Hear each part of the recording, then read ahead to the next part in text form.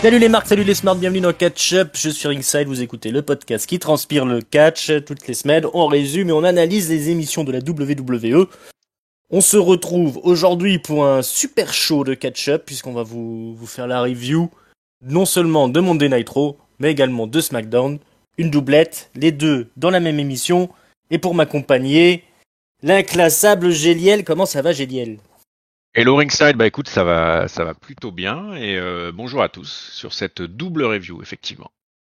Voilà, on a du pain sur la planche, alors on va pas trop traîner, on vous rappelle qu'on est sur toutes les bonnes plateformes de podcast, on est sur YouTube, tout ça c'est gratos, vous vous abonnez, vous cliquez sur la petite cloche, vous mettez des likes, vous commentez, et puis on se retrouve de toute façon la semaine prochaine pour la suite de nos aventures. Mais allez, rentrons dans le vif du sujet, on était le 29 novembre 2021, on était à l'UBS Arena à Elmont, à New York, dans l'état de New York, pour ce Monday Night Raw, qui démarre avec l'arrivée de Seth Rollins. Seth Rollins qui nous dit que il est toujours bien motivé, hein, il a toujours son occasion pour Day One d'être le champion, hein, puisqu'il participe au Triple Threat. Big E le champion, Kevin Owens de l'autre côté, et donc Seth Rollins. Hein, on pourrait croire que effectivement il a été démoralisé, mais c'est pas le cas. Il sera là à Day One. Donc il se moque un peu de tout le monde. Il dit que ça va être une nouvelle ère, hein, qu'il est de toute façon on va revenir à Monday Night Rollins, etc., etc. Et il est interrompu par Finn Balor. Finn Balor, le malheureux, qui débarque comme d'habitude avec sa belle entrée et puis qui va tout de suite attaquer Rollins. On a un combat qui s'ensuit, hein. On se souvient que Finn Balor il a un peu perdu ses occasions au championnat à cause de Rollins, il est pas content. Donc bon, il y a un combat assez bon, hein, entre Balor et Rollins, assez rapide, ça dure un peu moins d'une dizaine de minutes, on est à 8 minutes 41. Et au final, Balor a l'avantage, il est sur le point de porter son finisher, mais Rollins lui met un pouce dans l'œil. Ça c'est salaud, un pouce dans l'œil. Et il en profitera pour lui claquer son finisher, curb stomp et compagnie. Il est victorieux de cet opener, c'est Rollins. Et encore une défaite pour Finn Balor. Qu'est-ce que t'as pensé de cet opener, mon bon Géliel ? Alors l'opener, il était sympa. Je reviens juste sur ce que tu disais. Seth Rollins, il sait pas encore qu'il y a Kevin Owens au moment de l'ouverture dans le Day One, puisque ce sera un point après qui fera un peu fil rouge d'ailleurs avec Ah oui, il faut qu'il gagne le. Oui, oui, je me suis un peu emballé, effectivement. Donc, en tout cas, il annonce que il affrontera Big E voilà, exactement. au Day One. Exactement. Après, Finn Balor, très content de le voir, mais il enchaîne les défaites lourdes de conséquences. Ça le fait à chaque fois baisser un peu plus dans la carte. Alors là, il était quand même contre Seth Rollins, donc on peut se dire, vu que Seth Rollins c'est number one contender, il est pas très loin du contender, donc du titre, etc. N'empêche qu'il perd encore, il se prend un curb stomp, il perd tout ce qu'il y a de plus clean. Enfin bon, indépendamment le petit geste, mais de la part d'un heel, c'est pas très surprenant finalement, c'est quasiment clean de la part d'un heel de se prendre des doigts dans l'œil. Ouais. Donc il perd encore, donc je sais pas trop, il arrive pas à en gagner une quoi. Vraiment ces derniers temps, Finn Balor arrive pas à en gagner une. Pourtant il a quand même une bonne pop. Seth Rollins a sa hit à lui qui va chercher toujours avec ses tenues, mais Ah oui, alors il a une tenue énormissime encore une fois. Cette semaine là, tout en rouge là, avec un espèce d'imperméable à fourrure là, c'est incroyable. Et donc bon opener qui lance bien le truc et puis encore un peu déçu pour Balor qui s'en prend encore une. Voilà. Ouais, je te rejoins, bel opener. Mais effectivement, encore une défaite de Finn Balor. Moi, j'avais dit, Monday Night Raw, là, son arrivée, puisqu'il a été drafté dans la dernière draft, il est passé de SmackDown où il enchaînait aussi les défaites. À Monday Night Raw, pour moi, là, c'est sa dernière chance à Finn Balor. Hein, c'est-à-dire que soit il commence à enchaîner les victoires, pourquoi pas gagner le Rumble et des choses comme ça. Ouais. Soit ça va être vraiment difficile pour lui d'arriver à quelque chose de spécial. Alors, il a déjà été champion universel, hein, c'est le premier champion de l'univers, de l'histoire, mais son règne, il a duré une journée. Et depuis, il a jamais atteint trop de la carte. Il a eu le droit à un match contre Brock Lesnar, mais c'est tout. Ouais. Voilà. Faudrait pas qu'il se ricochet Ifees, tu vois, un truc ouais, comme ça, carrément, ouais, non, surtout que c'est pas comme s'il l'avait exploité à fond jusqu'ici, quoi. Hein. Il a eu eu droit aussi à une tentative au championnat face à Roman Reigns avec le démon. Ouais. Hein, il est débarqué en démon, mais bon, c'est pas ça. Hein, déclassé à NXT pendant un moment. Moi, je pense qu'il y a encore de grandes choses à faire avec lui, et malheureusement, si on commence pas à se réveiller, bah, ça va être trop tard. Hein. Oui. Mais parlons de l'avenir, puisque Austin Theory est dans les vestiaires. Il va même dans le bureau de Vince McMahon. Voilà, ils sont tous les deux backstage, un peu comme la semaine dernière. Visiblement, Monsieur McMahon est très content d'accueillir Theory. Il dit qu'il va lui apprendre des choses, tu vas voir. Voilà, on sent un peu qu'il essaye de le prendre sous son aile.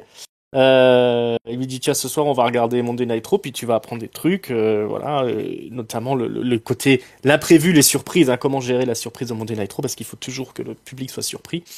Et puis juste avant que la scène se termine, Vince McMahon dit à Austin Theory la prochaine fois que tu me voles, je te tue. Je te tue tout simplement. Une belle menace. Bon, on sait que la semaine dernière, Austin Theory, hein, pendant le Survivor Series, avait volé l'œuf qui vaut un demi-million de dollars qu'avait offert The Rock à Vince. 100 millions de 100 dollars. millions de dollars, oui, allez, soyons fous. et puis voilà. Donc, malgré qu'il ait volé l'œuf, Vince McMahon a l'air d'apprécier le petit Austin Theory. Et puis on voit la suite de leurs aventures cette semaine. Ça commence bien, je trouve, ce petit truc, non? C'est hyper original. Et puis revoir un peu Vince McMahon dans les shows, c'est aussi sympa, quoi. Ça amène un truc original et ouais, parce qu'il était quand même très éloigné ces derniers temps, à part quelques passages quand il est intervenu un peu en public où il avait fait un passage. Donc là, c'est très bien de le voir. Et puis un peu sans l'œuf, parce que quand même. Oui, l'œuf, il fallait se le coltiner quand même. Hein. Ouais, c'est l'œuf pub là. C'était un peu lourd, mais très très content, très content. Ouais. Alors c'était l'œuf pour le film The Red Notice, je crois, de The Rock là, qui est de toute façon le plus gros carton de Netflix, donc ils n'avaient pas vraiment besoin de faire de pub. Mais bon, on se rappelle que le Survivor Series c'était une grosse pub pour ce film. Les filles, Becky Lynch va signer le contrat pour son match contre la challenger Liv Morgan. Donc les deux arrivent au ring. Il y a Sonya Deville qui est là aussi pour faire la signature. Alors Becky Lynch, bon bien sûr, elle va jouer la carte du fait que c'est elle le main event, hein, c'est elle qui met en lumière Liv Morgan, etc. Liv Morgan va lui dire écoute, tu t'es moqué de moi parce que je pleurais, mais regarde bizarrement, j'ai une vidéo de toi qui pleure après ton match contre Charlotte. On a évidemment et effectivement une vidéo qui a été filmée après le match entre Charlotte et Becky Lynch, match très violent hein, des Survivor Series, le meilleur match de la soirée tout simplement. Où on voit effectivement Becky Lynch qui est en pleurs, hein, qui a un peu du mal à se contenir en expliquant que voilà, elle était dans le ring avec son ancienne meilleure amie, qu'elle avait juste envie de la tuer, de lui faire mal, voilà, elle a un peu du mal à gérer ses émotions. Donc Liv Morgan se fout un peu de sa gueule. Becky Lynch, elle, ça va revenir aussi un peu sur le fait que que les copines de Liv Morgan ont été virées, hein, Rubisso et Logan, Sarah Logan. Liv Morgan, elle va le retourner le truc en disant ouais, elles ont été virées pour payer ton salaire de vieille connasse, hein, on va dire entre guillemets. Voilà. Donc voilà, ça joue un petit peu là-dessus. Et puis je crois qu'à la fin elle se fout sur la gueule, non, un petit peu. En tout cas, elle finit par signer quoi, Liv Morgan. Il y a ça, puis il y a aussi l'annonce du 10 woman match. Oui, c'est ça le plus important. Parce qu'en fait, il y a Liv Morgan qui dit qu'elle est très selfish et que c'est une bully Becky et que c'est plus du tout la Becky qui pouvait être appréciée ou admirée ou que même Liv appréciait et admirait il y a quelque temps et que du coup elle serait incapable d'avoir ne serait-ce que de l'idée quoi que ce soit, enfin dans le terme leader, dans le sens leader. Quoi que ce soit quoi. Et du coup il y a le 10 woman match qui se met en place avec Sonya Deville et Adam Pearce. Et voilà, c'est comme ça que il y a Liv Morgan qui accepte le challenge de faire ce match 5 contre 5 entre filles. Voilà. 5 contre 5, on va voir qui est la vraie patronne du vestiaire. Voilà, donc 5 contre 5, c'est signé. Bon, qu'est-ce que t'as pensé de toute la séquence finalement de cette signature de contrat, comme on en a tellement vu? Est-ce qu'elles ont Euh, apporté un peu de neuf? Est-ce que c'était efficace? ouais, c'était efficace. Je la trouve un peu légère, et puis on le verra encore dans le match après, mais je la trouve encore un peu légère, Liv Morgan. Ouais, Euh, carrément, hein. Mm. je sais pas s'il y a pas une espèce de plafond de verre là, parce que ça fait un Ouais. moment qu'elle bosse. Mm. Il y a eu un vrai progrès, mais il y a quoi, 4-5 mois, où on la voyait quand même mieux dans le ring et mieux au micro. Mais là, j'ai l'impression que ça stagne un peu, quoi. Ça manque un peu de Mm. présence, ça manque un peu de nerfs, ça manque un peu de pas mal de choses au final, quoi. Je sais pas si elle est pas au max de ce qu'elle peut faire, ce qui serait ouais, un peu décevant. On va voir, mais ouais, Un peu léger, ouais. Bah, on ouais, voit la différence avec Becky Lynch en tout cas, qui est, ouais, carrément. c'est elle qui porte quand même le segment, hein. Elle fait ce qu'il faut faire. Liv Morgan, elle est pas ridicule, mais on voit qu'il manque quelque chose, hein. Mm, Clairement, il manque une étincelle, il manque une personnalité, ou du moins elle a une personnalité qui est pas très bien cadrée, hein. mm, Euh, voilà, bon, bah, voilà, c'est Liv Morgan, quoi, hein. ouais, On tente le coup, et on a Becky Lynch qui s'impose quand même comme la patronne du roster, hein. clairement. Ouais. Allez, filons dans les coulisses. Riddle vient discuter avec Randy Orton. Bah, comme d'habitude, il raconte n'importe quoi. Il est quand même étonné que Randy Orton n'ait pas déguisé en Riddle, parce que la dernière fois, la semaine dernière, Riddle s'était déguisé en Randy Orton, donc il penserait qu'Orton lui rendrait l'appareil. Bon bah, Orton, il lui dit t'es bien gentil, hein, j'apprécie ce que tu fais, mais c'est pas comme ça qu'on gère les choses, hein. Faut rester méchant.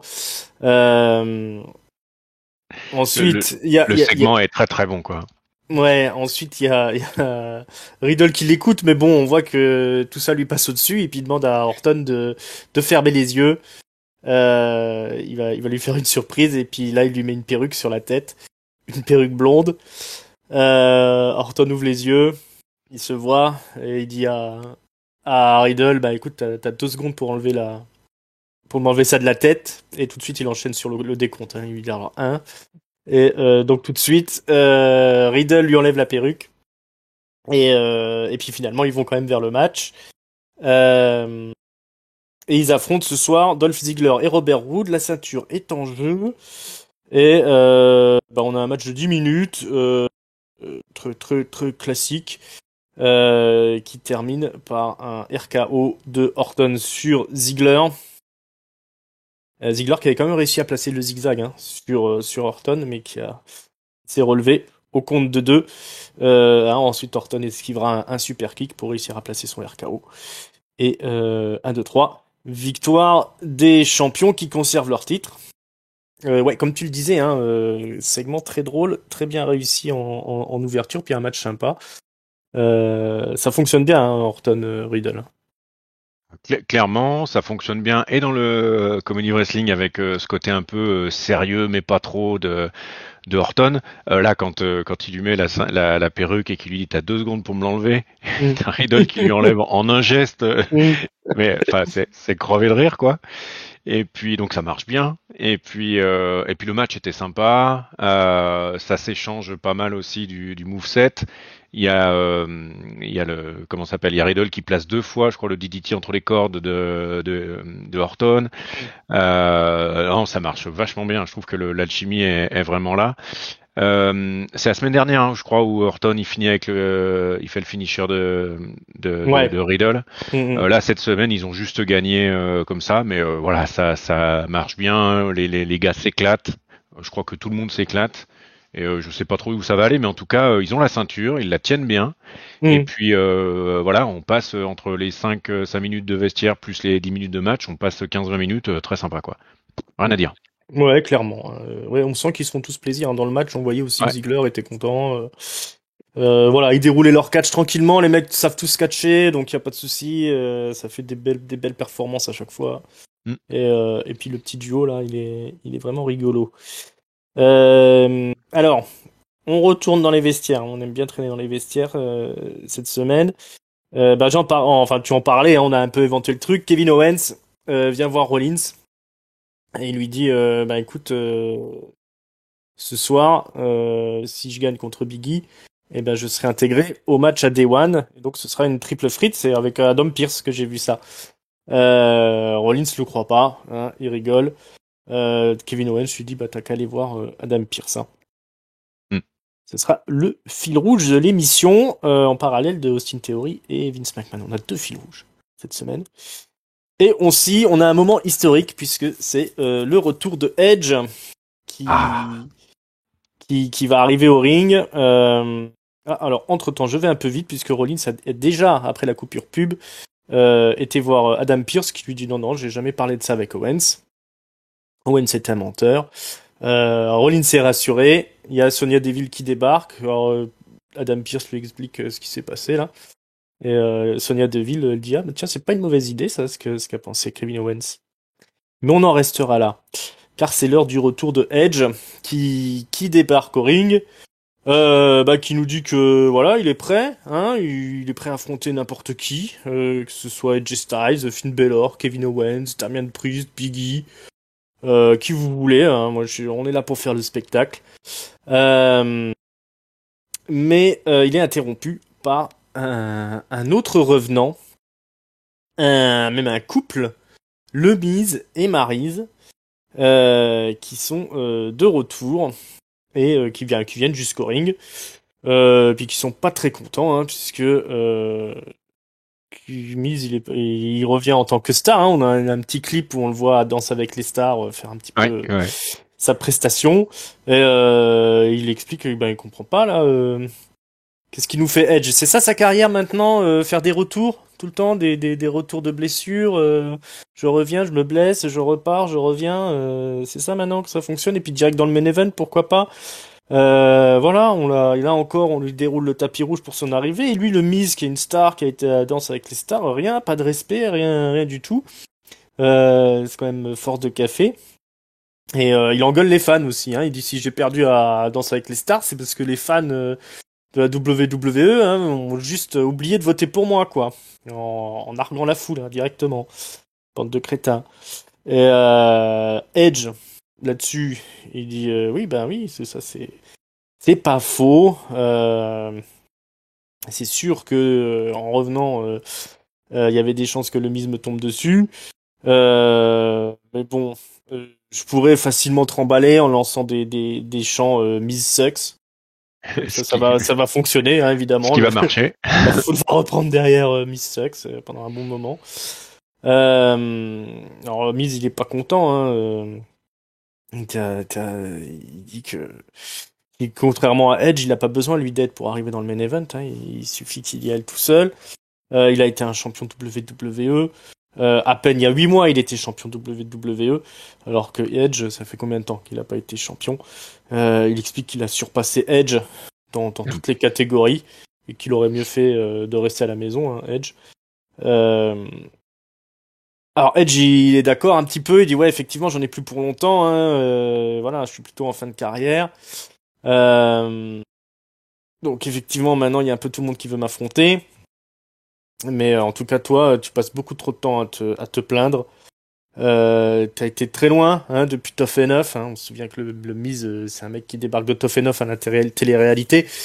T'as été jusqu'à affronter John Cena et battre John Cena à WrestleMania. Hein, c'est quand même pas rien. On t'utilise même pour avoir ce qu'on appelle de la cheap hit, hein, pour avoir une réaction un petit peu facile de la part de la foule dans d'autres fédérations, sur d'autres chaînes. Hein. Là, il fait référence à la dernière promo de CM Punk face à MJF à la All Elite Wrestling à Dynamite, où CM Punk avait qualifié MJF de mise du pauvre, de mise pas très connue, quoi. Ce qui avait bien fonctionné. Hein. C'était une très belle promo entre le Miz et MJF. Donc là, le fou n'a pas l'air de réussir plus que ça. Edge explique un peu qu'il a travaillé dur pour revenir hein, au top. Alors que le Miz, hein, il se contente de traîner un peu ses guettes, d'aller à Danse avec les stars, et puis surtout, il n'a pas réussi à conserver son partenaire, hein, qui a été viré. Il fait référence, évidemment, à John Morrison. Que le Miz revient, il n'a pas l'air de trop s'inquiéter du départ de Morrison, mais bon, ils étaient fâchés, hein, avant qu'ils partent vers d'autres lieux. À moins qu'ils s'étaient peut-être réconciliés, je ne sais plus.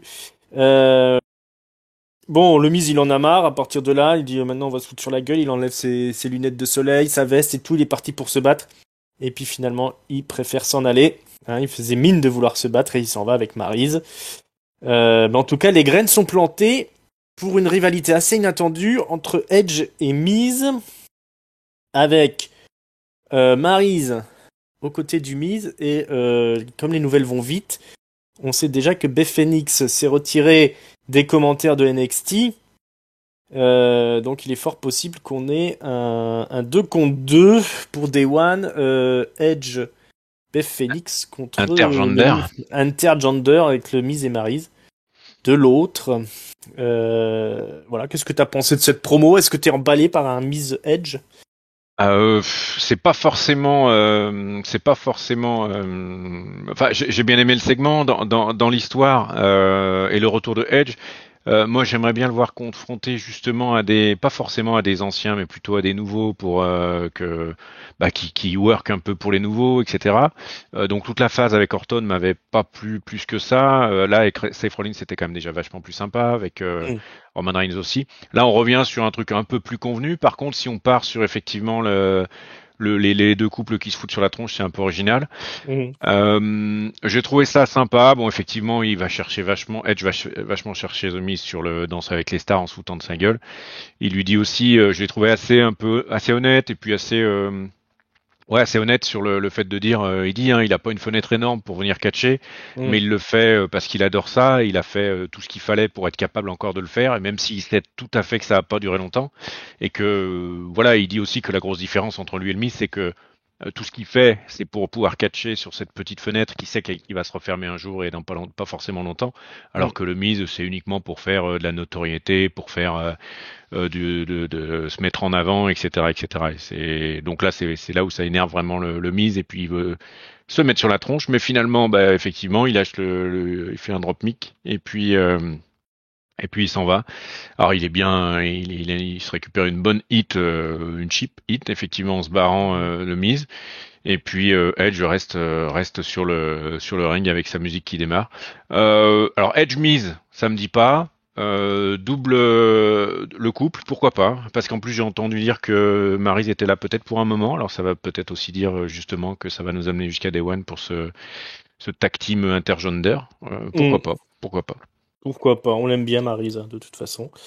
Ils savent faire hein, les trucs intergender comme ça, la WWE. Donc, Mm, mm, au final, on est un peu hypé, mais c'est sûr que ça prend un peu à contre-pied nos attentes hein, de le voir face aux Miz. mm. Maintenant, c'est vrai que c'est une confrontation qu'on a quasiment jamais vue. Hein.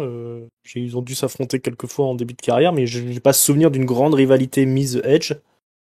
Bon, c'est deux Je mecs me qui souviens savent pas tenir non le plus. micro. Hein, y a rien de marquant. Hein. Mm. Deux mecs qui savent tenir le micro, on l'a vu là, du coup ça fait une très belle promo d'un côté comme de l'autre. Est-ce que c'est pas le mieux finalement hein, pour remplir les weekly et puis arriver à un match quand même qui je pense sera euh, suffisamment distrayant. Ouais, original, Euh, clairement. ouais, puis original, ouais, ça se fait pas très souvent. Euh, alors on a entendu beaucoup, enfin, moi j'ai lu beaucoup de critiques comme quoi ils avaient tenté de refaire donc cette fameuse promo entre CM Punk et MJF là avec le Miz et Edge. Mais en vérité, il n'y a pas vraiment de rapport, hein. Hormis la référence qu'a fait Edge à la promo en question. D'un côté, on a le CM Punk qui affronte un rookie. Pas du tout le Mm. cas de cette promo-là, hein, puisque c'est deux vétérans qui Ouais, de s'affrontent. Hein. vétéran. Ouais. Donc voilà, je vois pas trop le rapport entre les deux, quoi. Parce qu'il y a eu beaucoup de comparaisons un peu en défaveur de la WWE. Elle est très bonne, hein, la promo de Dynamite. Mais elle a peu de rapport avec celle-ci qui est très bonne aussi. Hein. Bah du coup on est impatient de voir la suite. Hein. Je crois qu'il y a un Miss TV qui est prévu avec Edge la semaine prochaine. Bah, ok. Voilà, donc il y aura une belle passe d'armes entre les deux. Voilà, donc généralement. De toute façon, les deux savent tenir le micro. Je pense que ce sera pas mal quoi. Il faut au moins un méchant comme ça pour le gentil Edge qui est un peu. Ouais, On préférait clairement. voir le Rated R Superstar Ultimate Opportuniste, mais ce sera pas pour tout de suite. Euh, Alors, qu'est-ce qu'on a d'autre ensuite? Sarah Schreiber, la célèbre, est dans les vestiaires. Elle interview AJ Styles, accompagnée toujours de Homos, ou Mm. Omas, comme on dit. On nous parle des Street Profits qui la semaine dernière ont utilisé un extincteur pendant le match. Et ben Jay Styles finalement il a des lunettes de soleil et il nous explique qu'il est aveuglé, hein, il peut plus voir là depuis la semaine dernière, il était blessé. Sa cornée a été brûlée, donc là il est un peu, il pourra pas se battre ce soir. Et puis ils critiquent un peu les Street Profits et que ça va mal se passer pour eux. Hein, dès que AJ Styles sera apte à se battre, ils vont aller d'ailleurs assister au match qui présente les Street Profits contre Alpha Academy.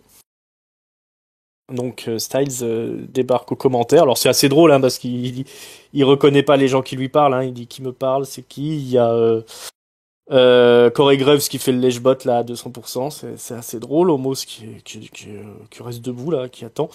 Alors, je vous rappelle qu'AJ Styles est censé être aveugle, mais à un moment donné, il va aller interférer dans le match pendant que Montesford est monté sur le coin du ring. Montesford va le frapper, AJ Styles va tomber au sol, les Street Profits vont quand même gagner le match. Et puis on se termine avec AJ Styles qui est au sol et Omos qui le regarde, un peu interloqué. Il y a une espèce d'incompréhension entre les deux. Visiblement AJ Styles jouait la comédie, hein, il n'était pas du tout aveugle. Mais Omos ou Omas, il est pas. Apparemment, il a l'air un peu déçu de tout ce qui s'est passé, puisque finalement, AJ Styles va plus l'air d'un con qu'autre chose. Et AJ Styles va rester à terre un petit moment. Qu'est-ce que t'as pensé de ce petit détour par la division tag team? Bah écoute, c'était pas mal. Alors c'est vrai que il en fait des tonnes, Edgy Style. En plus, il dit qu'il est même pas sûr que, enfin, les docteurs lui ont dit qu'ils étaient même pas sûrs s'il allait revoir un jour, etc. Ouais. Enfin, il a fait vraiment des tonnes, quoi. Et puis finalement, une fois dans le ring, on voit bien que bon, à part Omas qui qui semble persuadé qu'effectivement il est aveugle. Enfin, il y a que lui, hein, je crois. Ouais, il y a que lui qui était convaincu, visiblement. Et peut-être Corey Graves. Oui, peut-être Corey Graves. Et bah du coup, voilà, il y a une interférence dans le match. Alors les Street Profits gagnent quand même, mais à la fin, on voit vraiment l'incompréhension d'Omas. Et c'est pas la petite graine de la discorde, mais ça commence. C'est une des premières fois où il commence à y avoir une espèce de petit truc entre Edgy et Omos. Alors vu qu'on a vu Omos qui commençait à faire des choses dans le ring, alors très peu de mon point de vue, mais tout seul, vu qu'il avait quand même gagné la Battle Royale. Voilà, est-ce que ce serait pas la fin de cette tag team, ou au moins le début de quelque chose? On sait pas. Enfin voilà. En tout cas, les Alpha Academy ont pas fait grand chose. Le match a été assez court et Otis a vraiment rien fait. Voilà. Bon, voilà. On verra ce que ça donne. Peut-être que c'était juste le fait d'introduire un début de questionnement.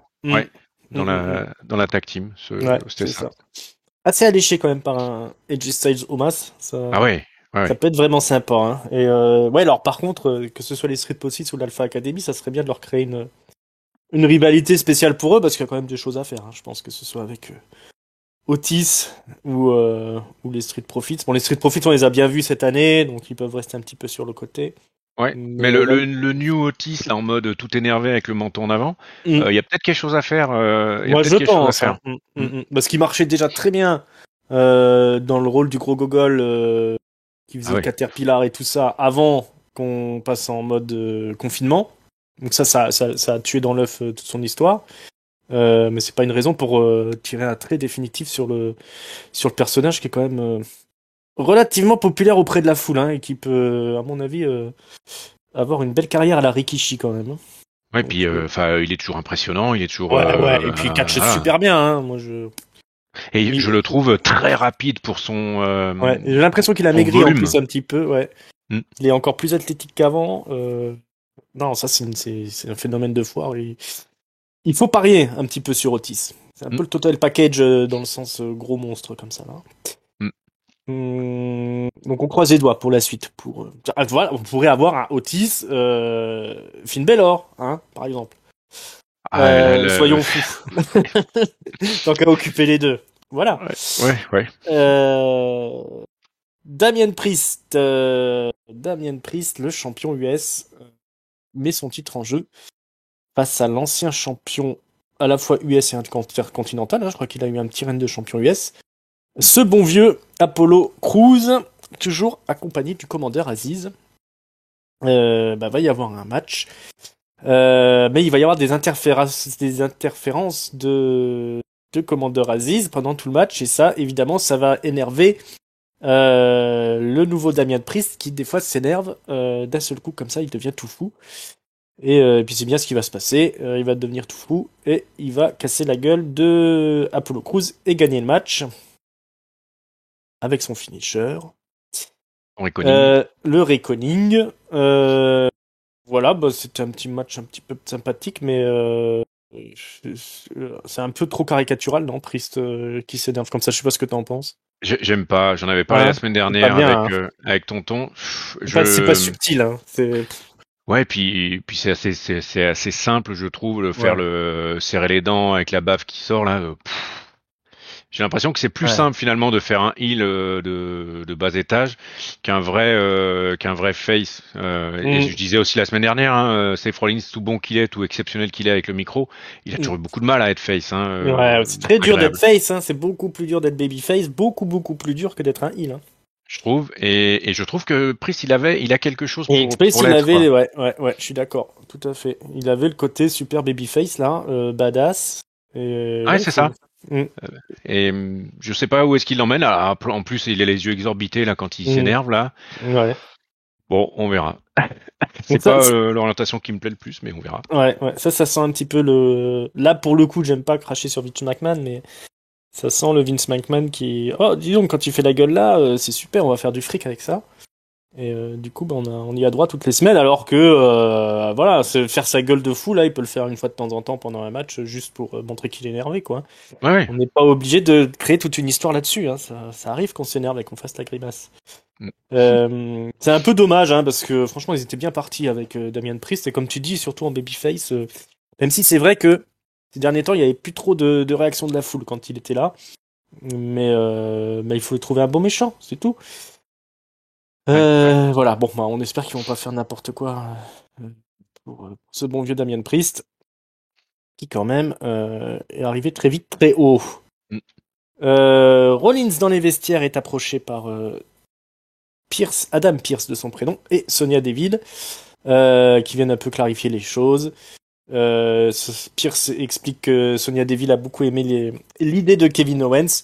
Donc effectivement, c'est officiel. Si ce soir Kevin Owens gagne, il est ajouté au match de Day One pour le titre universel. Rollins est très énervé. Ouais, là pour le coup, il est vraiment très énervé. Et puis on voit qu'il y a une vraie raison, contrairement à Priest tout à l'heure. Mais ouais. Là, il a une bonne raison et pas je m'énerve parce qu'on m'a fait mal pendant un match. Vous m'avez frappé. Qu'est-ce que c'est bon. Tiens, la famille Mysterio. Ils affrontent Cedric Alexander et Shelton Benjamin, qui sont plus le Hurt Business. Ils sont plus que Cedric Alexander et Shelton Benjamin. Double 619 pour la victoire. Dominique enchaîne quand même sur un frog splash avant de faire le tomber sur Alexander. Voilà, il n'y a rien de spécial là-dedans. Ouais, c'était assez rapide. C'était vraiment pour pusher les Mysterio. Le double 619, il devient un peu signature là quand il y a les deux sur le ring. Ça passe bien. Bon, ça a déroulé vraiment sans grosse difficulté. Il n'y a pas eu non plus de choses, quelques Hurricane Rana, mais c'était pas non plus extraordinaire, quoi. Ouais. Faut commencer à partir sur la rivalité entre les deux, parce que là, ils ont déjà été champions, non, ces deux-là. On est d'accord. Les Mysterio. Oui, bien sûr. Donc, voilà, ils peuvent pas. Ça servira à rien de leur faire gagner la ceinture, quoi. Non. Puis on veut voir Mysterio en solo. On en a marre de Dominique. Enfin, peut-être toi, t'es un grand. Il faudrait qu'ils arrivent à s'engueuler quand même. Il y a eu des germes qui avaient été posés. Il a qu'à dire arrête de me faire des bisous sur la bouche là. Je suis ton fils, je sais pas. Ouais. Bon, bref, bande de famille tordue là. Bon, il y a un long récap de SmackDown. Et on sent qu'ils font de la pub pour les shows d'un côté comme de l'autre. Ouais. Et on a le fameux 10-woman tag match. Donc on vous en avait parlé. Liv Morgan, capitaine d'équipe, aux côtés de Bianca Belair, Rhea Ripley, Nikki Ash et la championne 24/7, Dana Brooke. On vous rappelle qu'elle a gagné le titre la semaine dernière. Hein. Et en face, Becky Lynch, accompagnée de Carmella, la femme la plus belle de la WWE. Queen Zelina. Alors Carmella et Zelina, ça fait les championnes tag team. Et il y a aussi Tamina et Doudrop. Donc il y a 19 minutes de match. Bon, c'est les filles, alors c'est toujours un petit peu approximatif, un petit peu laborieux. Ce qu'il faut retenir, c'est que à la fin, c'est Liv Morgan qui gagne sur Tamina avec son finisher l'Oblivion. Et pendant le match, on a, ou du moins après le match, je crois qu'il y a Doudrop qui va attaquer Bianca Belair. Ouais. Et, et puis voilà quoi. Ça part un peu de partout, hein, ça derrière. part un peu partout. Becky Lynch aussi va essayer de taper Liv Morgan, mais il va se faire piéger dans l'Oblivion aussi. Ouais, bon, c'est laborieux quand même. Enfin, je sais pas ce que t'en as pensé, mais Ça botche quand même. la botche a pas mal. Hein. Il y en a beaucoup Ça qui ont botche. pas le niveau, hein. On va pas. Ouais, enfin, Zelina Vega, ça vaut pas Ouais, c'est grand-chose. vrai. Doudrop encore, ça va, ça arrive à tenir un peu, mais voilà. Nikki, c'est pareil, elle a botché un gros truc à un moment. Je trouve que Rhea Ripley, elle est vraiment sous-utilisée. Et puis alors Mm. Bianca Belair, elle a pareil. Alors là, Ouais, Bianca Belair, elle est pas à sa place. Bon, il continue quand même la petite rivalité entre Doudrop et, euh, et Bianca Belair. Bon, Doudrop, moi, pour l'avoir vu en Angleterre, je sais qu'elle a le niveau quand même. Là, ouais. effectivement, quand elle se retrouve avec... il y en a certaines quand même, c'est difficile, comme tu le dis, hein, Zelina Vega, c'est pas simple. Nikki H, quand même pas toujours top. Et alors par contre, Et Dana enfin, Brooke, bon. c'est tout comment dire avec Liv Morgan parce que elle a une espèce de petit elle a deux moves là qui sont pas mal intéressants là. Elle fait une espèce de kick à la tête avec en lançant son premier pied là, donc c'est assez spectaculaire, mais ça manque d'amplitude, ça manque d'envergure. Et puis elle a aussi une espèce de petit truc où elle se jette dans les cordes et puis elle met une espèce de coup avec un DDT qui ramène, qui est pas mal aussi, mais ça manque de. Alors soit c'est pas assez bossé, soit c'est bossé à fond, mais alors du coup on est dans le plafond de verre, je sais pas quoi, Mm. technique. Et c'est dommage quoi, c'est dommage parce qu'on sent qu'elle essaie des trucs, mais voilà quand ça botche quoi. Hein. C'est ça. Bah, elles ont des routines de catch qui permettent de masquer un peu leur faiblesse. Mais après, effectivement, quand tu es sur un match de 20 minutes où tout le monde va passer, il faut du timing. Là, c'est là que tu vois les vrais talents. Et Ouais. effectivement, là, il y en a beaucoup qui ont des faiblesses. Après, bon, tout le monde peut pas être AJ Styles ou Sasha Banks, tu vois. Mais faut peut-être pas leur donner des matchs aussi longs. Ouais, je sais pas ou. Je sais pas. Enfin, enfin, moi, je compare ça avec des gens dont serait le taf, quoi. Tu vois, ce Mm. serait vraiment le taf. Tu peux pas conserver un niveau comme ça si vraiment c'est ton boulot, que tu taffes, tu t'entraînes, etc. À un moment, Mm. tu progresses forcément. Alors, tu te poses des questions sur l'entraînement à côté. Enfin, je sais pas. Je suis vraiment interrogé. Ou alors, c'est vraiment une histoire de niveau, quoi. Effectivement, elle se souvient pas des prises, elle se souvient pas des Mm. machins, elle a du mal à enchaîner. Je sais pas. Ouais. Je pense que c'est pas si simple que ça de faire un match comme ça à 5 contre 5 Ouais, ouais, ouais. et que Ouais, ouais. les vrais talents s'en sortent, mais Ouais, c'est sinon c'est ça. vrai que ça fait un peu tâche. Mais après c'est ça, on veut parier aussi sur le catch féminin. Bah tu arrives avec des séquences comme ça qui peuvent être laborieuses. Alors soit on décide de les enterrer en disant que elles sont à chier, qu'elles savent pas catcher, gna, gna, gna, gna, gna, mais bon, ça doit pas être si simple que ça. Mais ouais, comme tu le dis, il y a quand même, on est quand même à la WWE. On est Ouais, quand quand même en même. haut du panier. Il y en a quand même deux trois. On se demande quand même.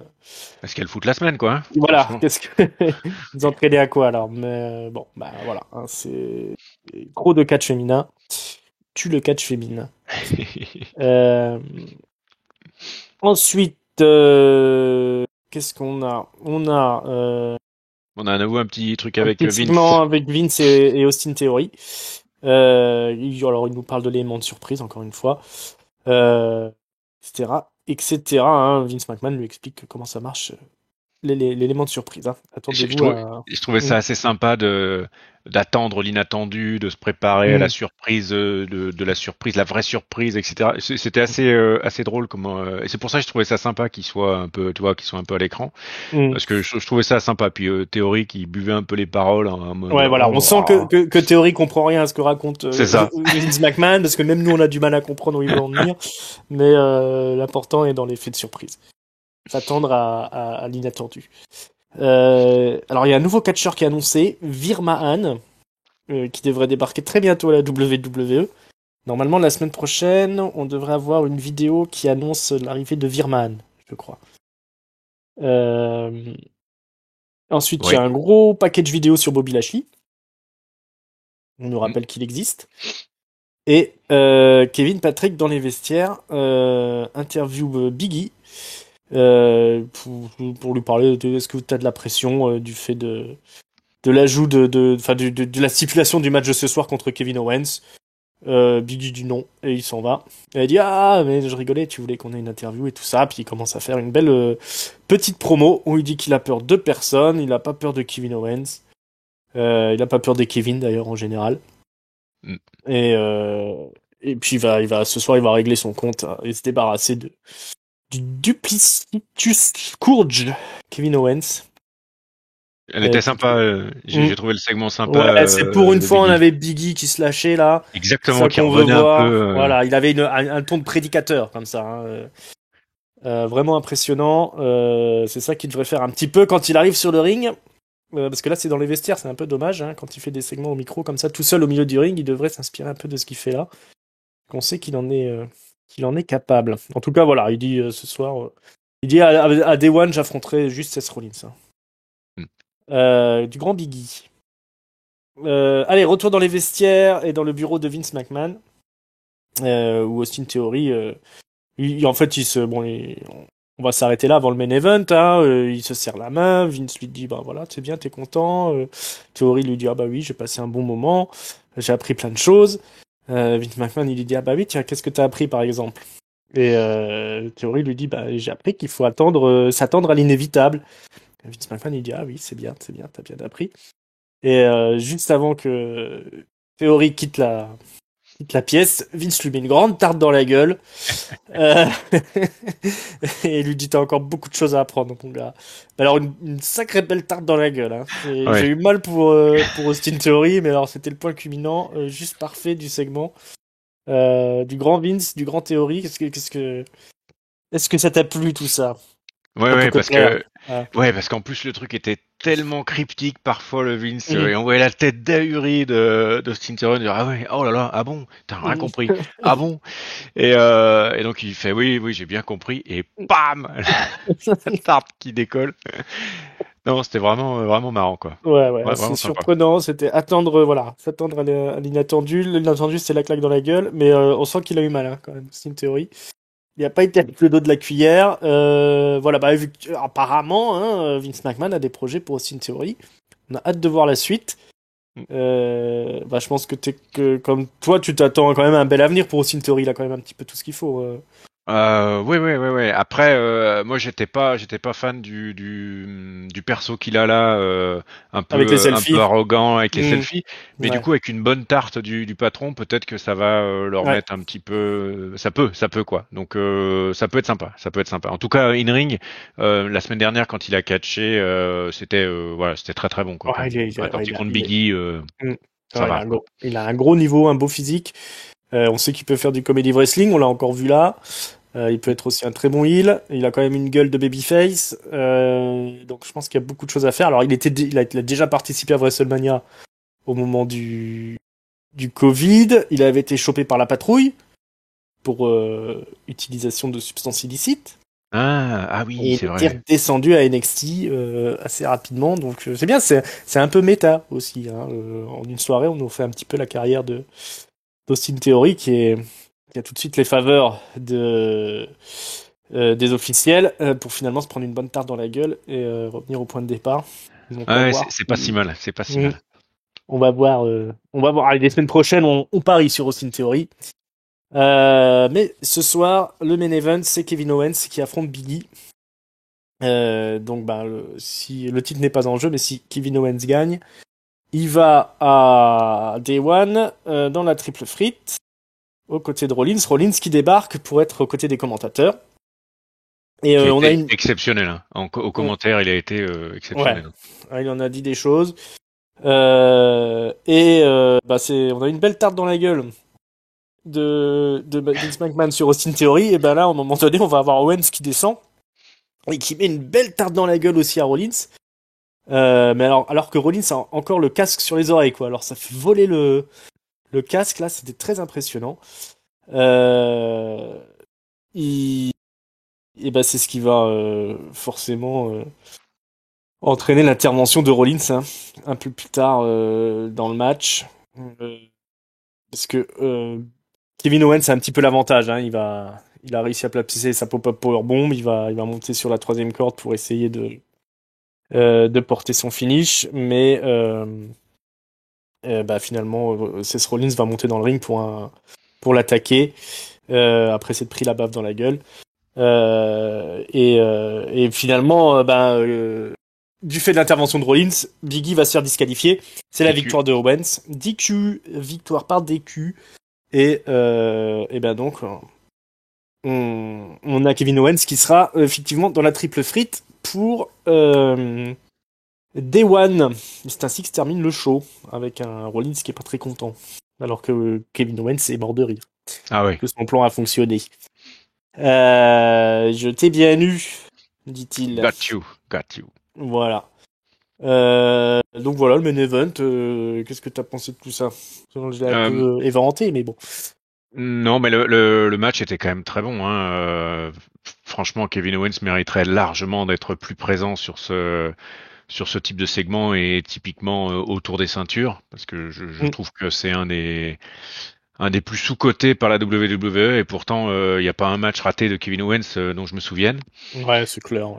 Et donc là, avec Big E, ça donne vraiment du très gros, hein, parce que les deux s'envoient lourd. En plus, avec l'interaction avec Seth Rollins sur qui est ringside, là, qui est au commentaire. Comme, enfin, je disais effectivement, Seth Rollins au commentaire, il est quand même très drôle. Il conserve sa posture de heel. Je sais pas à quel moment il dit, il parle du poids ou je sais pas trop quoi, en pourcentage, je sais pas trop quoi. Et puis il y a Seth Rollins qui parle à chorégraphe qui fait bah toi je t'aime pas mais là ce coup-ci je crois que t'as raison que je sais pas il lui dit I don't like you much but you're right et enfin c'est vraiment très drôle quoi et puis c'est tous les commentaires à l'avenant et puis à la fin victime de son tempérament quoi il se prend une belle tarte d'Owens et puis il peut pas s'empêcher d'aller faire la DQ en allant marave Owens donc super sympa, ça se termine avec une belle triple threat pour Day One, où là franchement ça a de la gueule, ça a vraiment de la gueule. En plus elle a été construite de manière assez sympa, un peu vite mais assez sympa. Il nous reste encore 3 semaines hein, facile pour voir un peu comment ça va se décanter, même si ça semble bien écrit là. Donc bon finisher, bon main event, donc bien content et puis du coup ça scelle un bon Raw pour moi, voilà.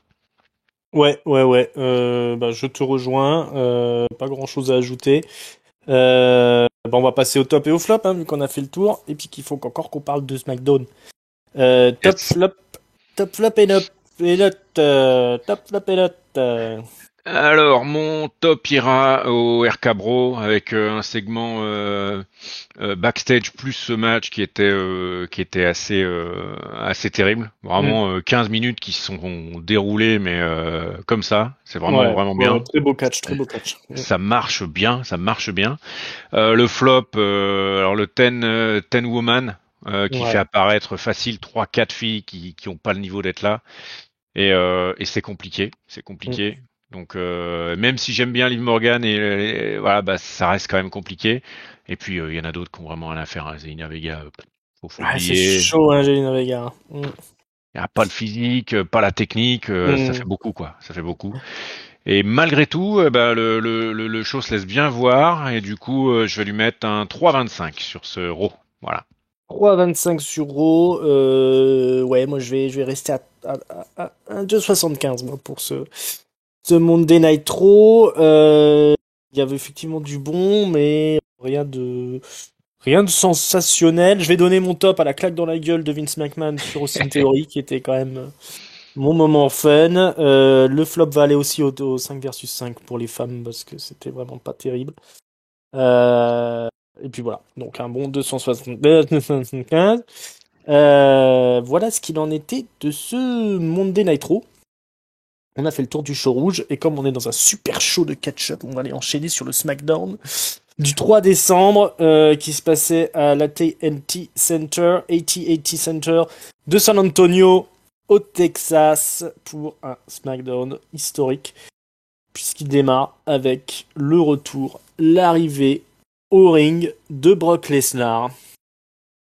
On se souvient que Brock Lesnar a été suspendu, plus il a une grosse amende d'1 million de dollars. Après, ça fait un centième d'œuf Ouais, c'est ça. de The Rock, là. 1 million de dollars d'amende pour avoir attaqué Adam Pearce et lui avoir déchiré son pantalon. Et ben, on a appris que Brock Lesnar avait payé la note, et ce soir, il débarque au ring. Il y a des chants tout de suite Suplex City, qui retentissent. Ouais. Lesnar nous dit qu'il est de retour pour le titre universel. Il va nous donner une explication de comment il s'est débarrassé de la suspension. Quand une musique retentit, un petit morceau de ska désormais écourté pour passer à un autre type de musique. C'est Sami Zayn qui débarque, le challenger numéro 1 au titre suprême de la WWE, puisque la semaine dernière il a remporté la Battle Royale, qui permettait d'avoir un title shot. En se cachant, on pensait qu'il avait été éliminé depuis longtemps, et puis finalement il est arrivé alors que c'était Jeff Hardy qui avait gagné Ouais. la Battle Royale. Il était en train de fêter sa victoire sur le coin du ring. Zayn arrive, le pousse, badaboum, et c'est lui qui gagne un peu à la manière de Shawn Michaels à l'époque, face au British Bulldog. Donc Sami Zayn débarque, il dit à Brock Lesnar qu'ils ont beaucoup en commun, puisque tous les deux viennent du Canada. Il aime beaucoup la coupe de cheveux de Brock Lesnar. Alors Brock Lesnar l'arrête tout de suite, il dit shut up, ferme-la. Déjà, je sais même pas trop qui tu es en fait. Ça c'était quand même Ouais. exceptionnel. Alors il dit effectivement, je viens du Saskatchewan, mais je chasse au Saskatchewan. Je tue des animaux au Saskatchewan, je les mange au Saskatchewan. Alors Sami Zayn commence à avoir très très peur, parce que en même temps qu'il dit ça, Brock Lesnar il s'approche de lui. Il vient le coller un petit peu de trop près. Alors Zayn il va s'esquiver un petit peu comme ça, et puis il lui dit écoute, je sais pas si tu me connais, mais je suis un peu le patron du vestiaire, je suis un peu le number one contender.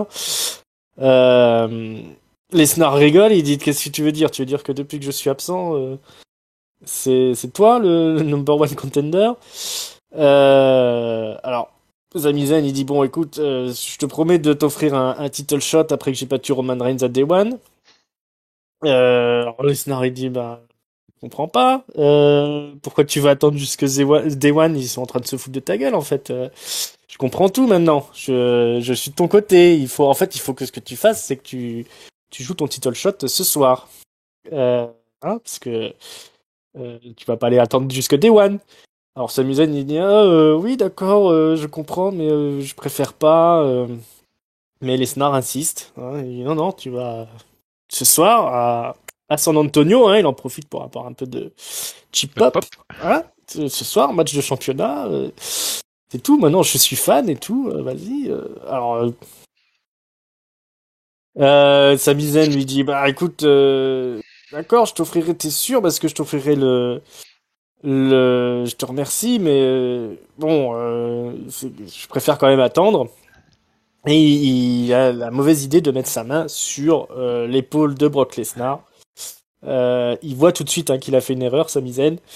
Lesnar lui attrape la main, il commence à la tordre, et Sami Zayn lui dit oui, ok, on va y réfléchir, et Lesnar plie un peu plus le bras, et là Zayn est obligé d'accepter. Il dit d'accord, ce soir je challenge Roman Reigns.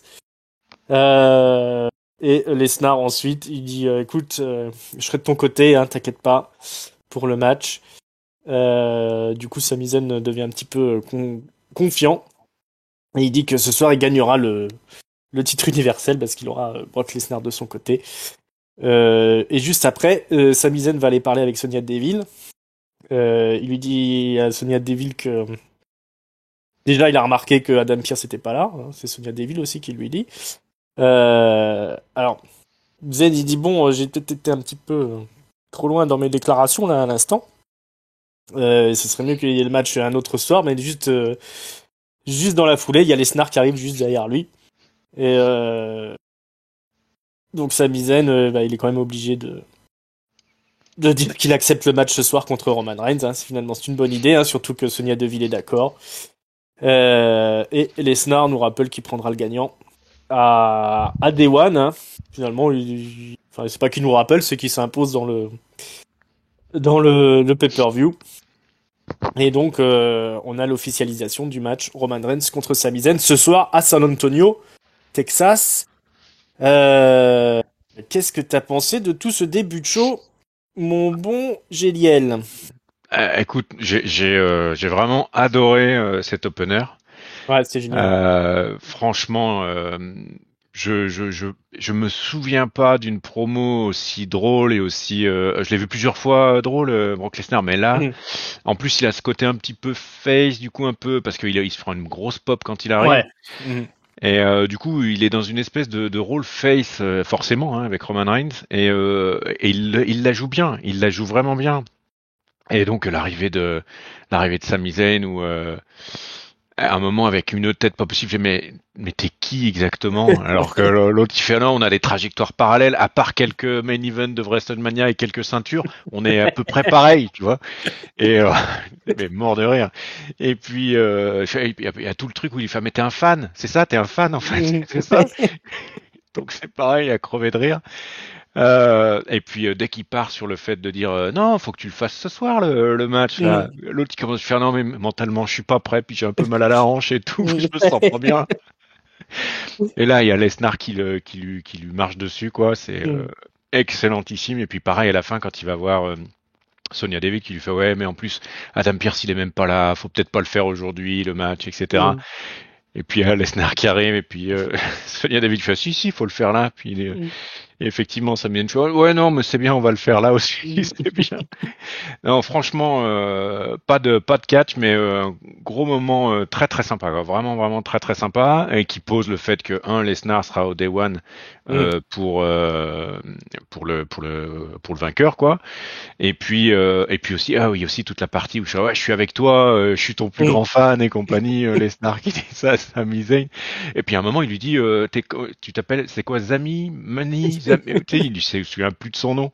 Alors vraiment l'intro l'opener était top. J'ai vraiment bien aimé. Ouais. Non, ouais, c'est tout le talent de Brock Lesnar pour faire de la comédie aussi. Hein. On le dit pas assez souvent, Carrément, mais carrément.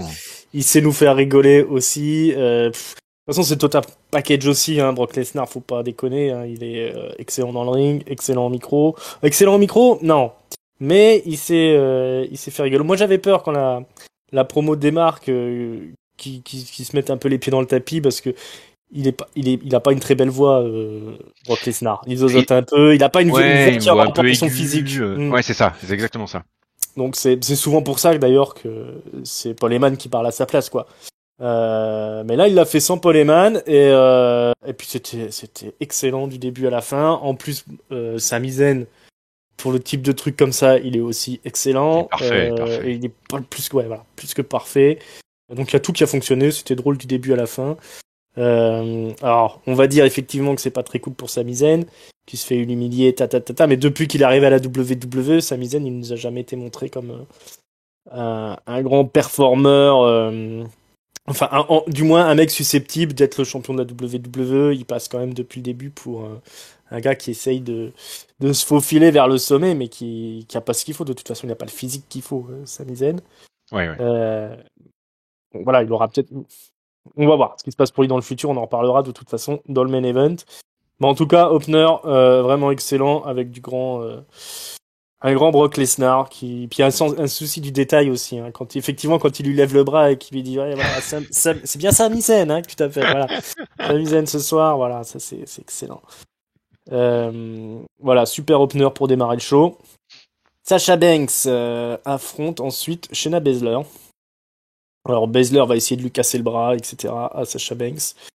Des souplesses, en voilà. On va essayer de la bloquer plusieurs fois dans l'étranglement arrière là.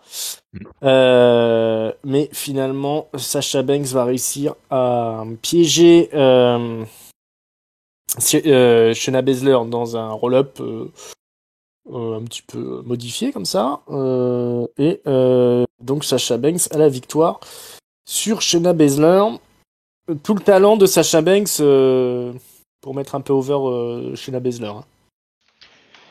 Ouais, mais il n'y a pas beaucoup plus d'enjeux que ça. Ouais, non, dis-moi. et puis même j'ai envie de dire tout ça pour ça parce que du coup ça la repositionne pas du tout Shayna Baszler alors qu'on avait l'impression qu'il y avait une espèce de petite relance qui avait lieu. Je trouve que moi j'aurais préféré la voir pas contre Sasha Banks mais contre n'importe qui d'autre et gagner ouais, clairement. Ça racontait mieux, ça la positionnait mieux. Là, je trouve que ça sert à rien, ça la fait paraître plus faible, même si c'est Sasha Banks. Mais ouais, je trouve ça, il y avait pas besoin. Je trouve qu'il y avait pas besoin. Ouais, Shayna Baszler, ils avaient vraiment bien réussi à NXT quand ils l'avaient monté comme un monstre, où elle perdait aucun match et elle faisait abandonner tout le monde. Là, depuis qu'elle est arrivée dans le main roster, ils ont pas du tout pris cet angle-là et elle a pas un catch assez spectaculaire pour qu'elle soit vraiment attrayante pour le public. Hein. Elle a toujours cette espèce de shoot wrestling qui est pas toujours des plus mais je suis d'accord. C'est un peu... Ouais, voilà. Il y a un joli coup de genou dans la phase super bien vendu par Sasha Banks, elle fait que ça, hein, elle fait que du selling tout le long du match, hein, Sasha, quelques belles, un Météora et des trucs comme ça, mais elle est là pour vendre un peu les coups de Shayna Baszler, histoire de la rendre un peu plus impressionnante, mais finalement elle concède pas la victoire, donc ça sert pas à grand chose. Ouais. Non, soit tu mets le paquet sur Shayna Baszler, soit ça sert à rien un petit peu. Hein. Je trouve aussi, je trouve que là ça servait à rien. Il servait à rien ce match. Ouais. Donc on verra ce que l'avenir réserve pour Shayna Baszler. Dans les vestiaires, Sonya Deville discute avec Adam Pearce au téléphone. Hein. Pearce ne veut pas venir à l'arena parce qu'il y a Brock Lesnar qui est là. Hein. Il a pas envie de se faire. Alors il dit bon, le mieux c'est que je vienne pas. Hein. Je vais rester là. Alors Sonya Deville dit si, faut que tu viennes. Il dit ah oui d'accord, mais bon le mieux c'est quand même que j'aille visiter Alamo. Hein, Remember the Alamo, parce qu'il y a toute cette histoire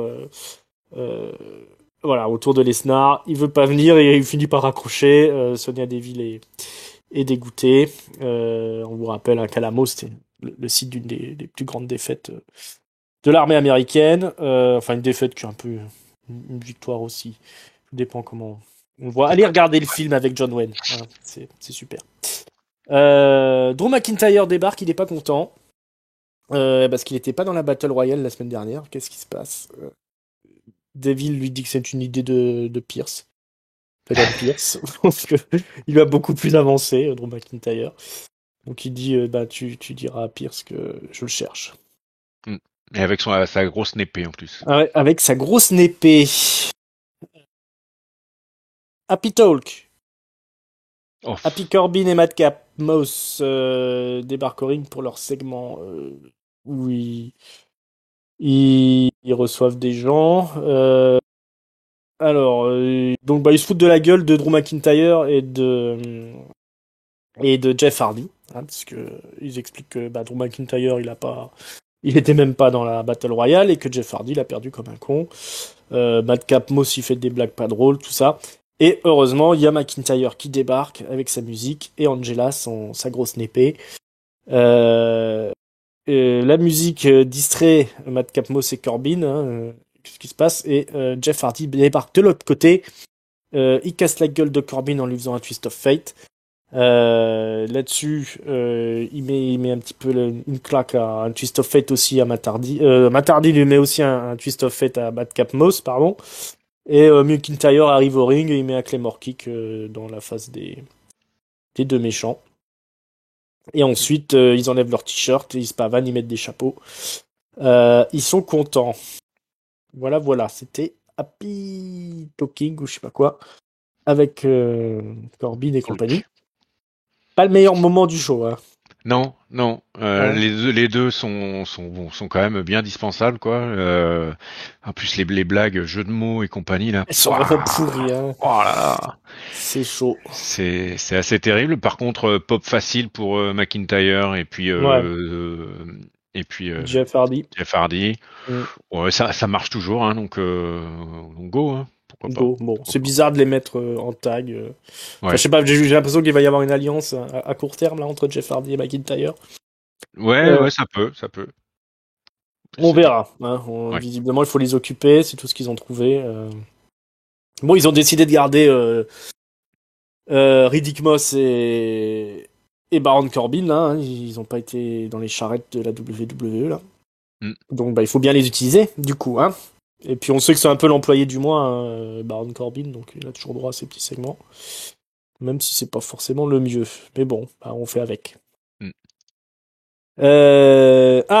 Xayali débutera la semaine prochaine. On a encore un petit dessin animé où elle raconte qu'un jour elle s'est fait attaquer sous un pont et elle a pété la gueule de ses assaillants.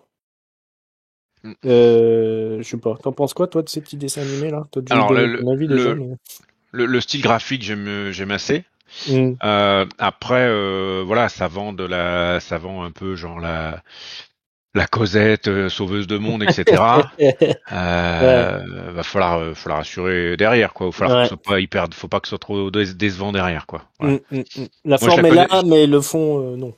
je la connais pas, donc je peux pas trop dire, mais a priori, elle est quand même plutôt bonne, in-ring, donc ça devrait le faire. Mais je connais pas. Donc moi, je reste juste sur la partie artistique des vignettes que je trouve Mm. pas mal. On verra. Ouais, moi on verra, on jugera sur pièce. Pour Xayali, si elle est pas virée, d'ici là. Les Los Lotarios affrontent les Viking Raiders, alors que sur le coin, enfin du côté des commentateurs, on a Rick Books et Shinsuke Nakamura. Donc ça se bat. Los Lotarios, c'est à deux doigts de place. Ah oui, alors ça c'est quand même de la merde. Oui. Parce que les Los Lotarios réussissent à piéger un des Viking Raiders, je crois que c'est Eric, dans leur finisher là où il y a ça commence par une prise de soumission et il y en a un des deux qui doit, je crois que c'est Angel Garza qui doit mettre un Ouais. dropkick dans la face de son adversaire. Ouais, on voit qu'il Euh, attend. Ouais. voilà, hein, il se met dans le coin du ring pour prendre son élan, mais il y va pas, il y va pas. Et on dit qu'est-ce qui se passe? Il attend vraiment longtemps. Il attend vraiment longtemps. Et finalement, il y a le riff de guitare de Boogs qui est censé en fait le distraire. Hein. Donc il va aller regarder ce qui se passe. Et puis finalement, il y a une petite altercation et puis il y a quand même un roll-up de Garza. Emilio machin ouais ou Garza, un des deux là, sur un des Viking Raiders. Donc c'est les Viking Raiders quand même qui perdent le match. Et après ils vont voir Nakamura et Boogs là, les Vikings, en disant bah vous faites chier, hein, vous avez intervenu dans le match, on a perdu du coup. Et mais finalement, comme il y a de la guitare et tout ça, ils battent le Rick, les Viking Raiders, ils ont un nouveau gimmick là où ils se tapent sur le torse en rythme là. Et donc ils font ça avec Nakamura et ils sont contents. Alors ça c'est zéro, hein. Ah, on est d'accord. Hein, Hein j'ai dans eu mal à mon le catch. Nom ouais. de Dieu. Putain. Dans la finalité, dans l'exécution, c'est une mauvaise idée mal exécutée quoi. Non, c'était zéro. Amateurisme au gogo là. Affreux. Puis en plus, même Nakamura arrive pas à suivre le rythme de la musique de Boogs. Ouais. Quand il se tape sur le truc, je me fais oh là là là là. Ouais, oui, il écoute en japonais lui. Je comprends pas. Le temps de traduire, il y a un décalage. Non, Affreux. c'était zéro. Zéro pointé. Et puis il y a la ceinture intercontinentale qui est piégée là-dedans.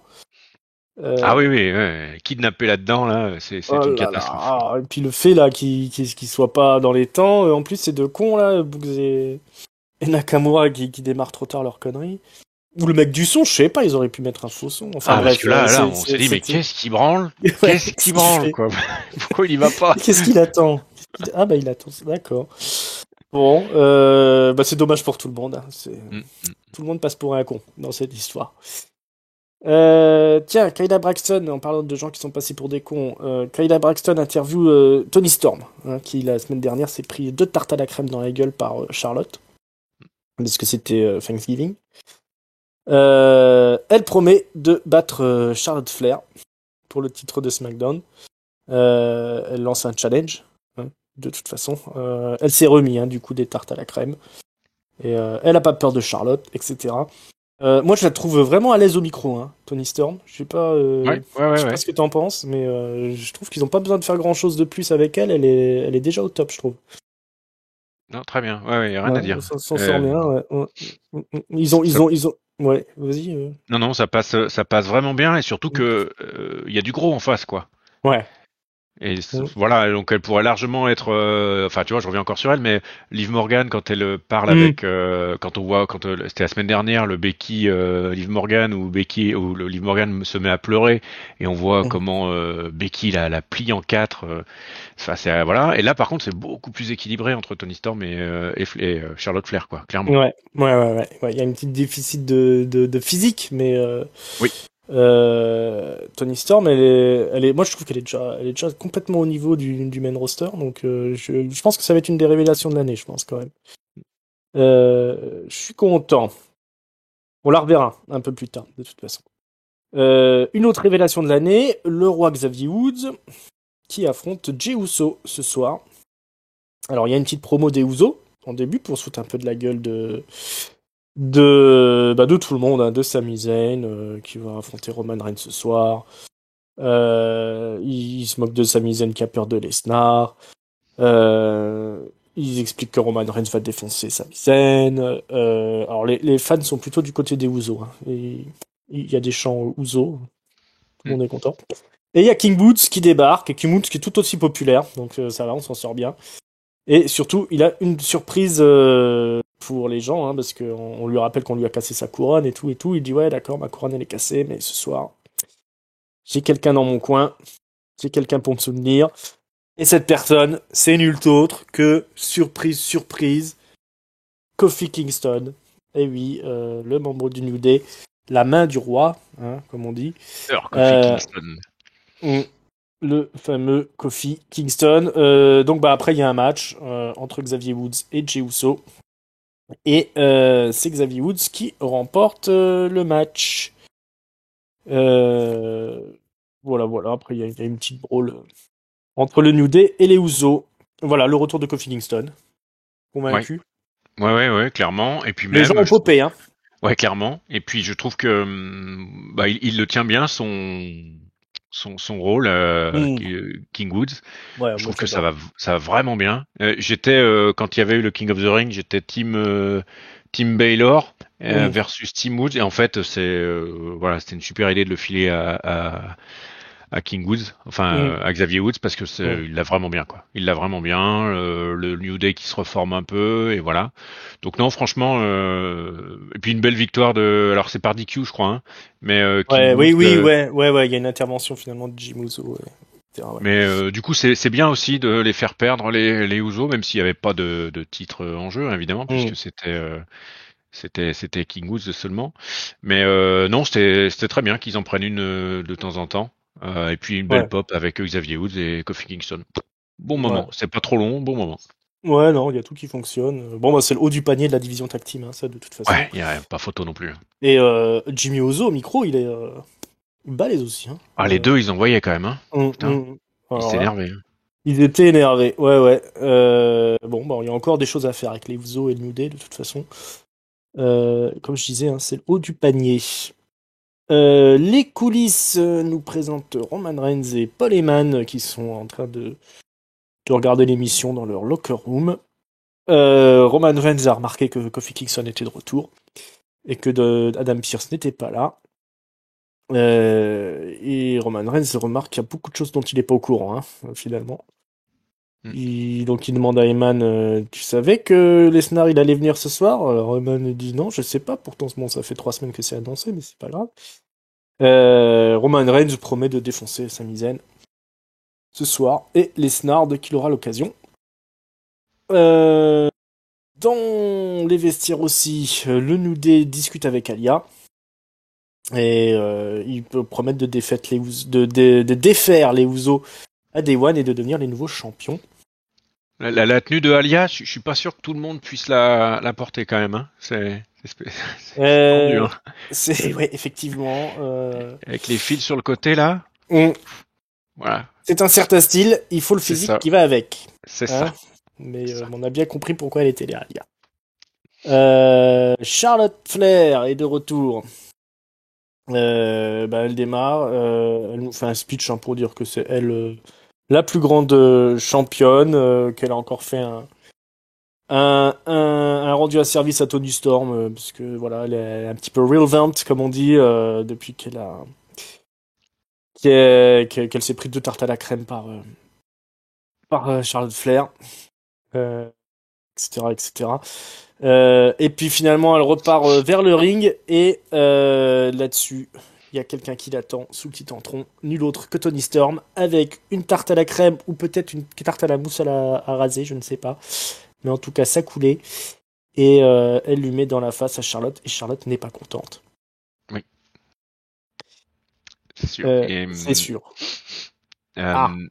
Et sur le segment là quand même, quand sculptural Charlotte Flair, hein, quand elle arrive du titantron sur le truc là, ouais, le physique est là. Tu comprends toute la différence avec une Zelina Vega ou des petits modèles, enfin voilà, tu comprends tout quoi, tout qui est expliqué là en fait. Hein. Elle est monstrueuse quoi, vraiment monstrueuse quoi. Ouais, bon, non, le segment qui répond bien quoi, par rapport aux 2 tartes de la semaine dernière, elle s'en prend une cette semaine. Ah bon, c'est des tartes à la crème.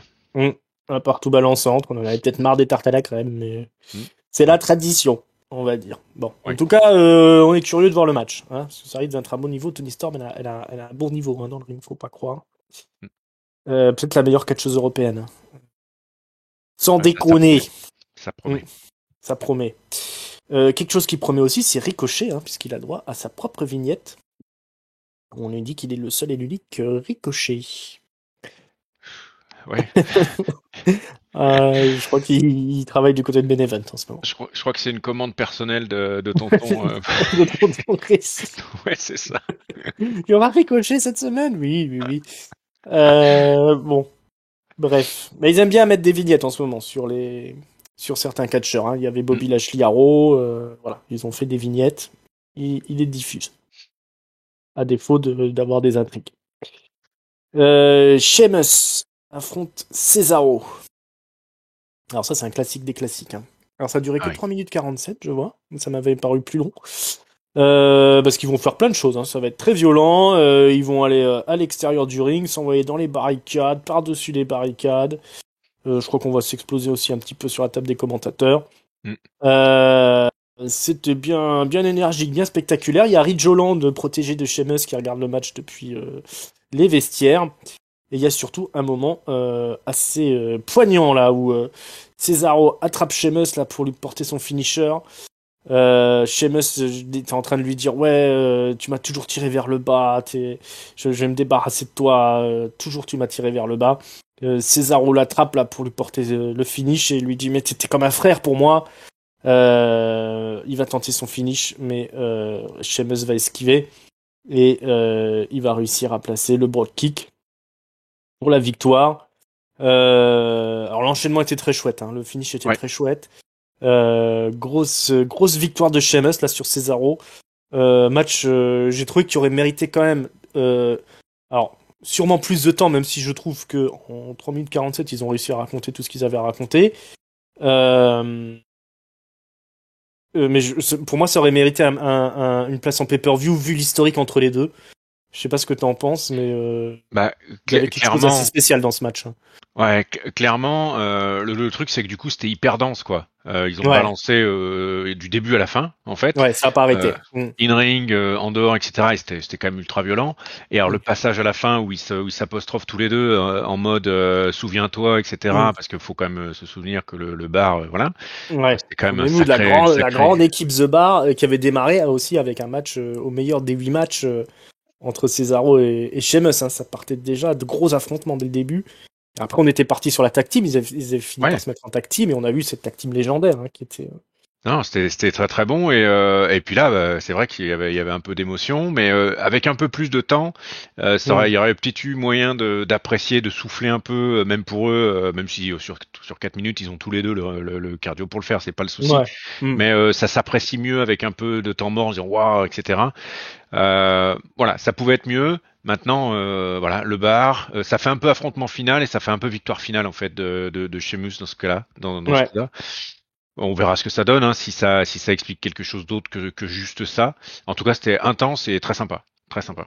Ouais, vraiment très sympa, très intense. Je sais pas si eux ont improvisé le dernier affrontement verbal au milieu du match, mais ça donnait une saveur toute particulière. Et j'avoue que j'aurais bien aimé voir finalement une vraie rivalité entre les deux un peu plus longue.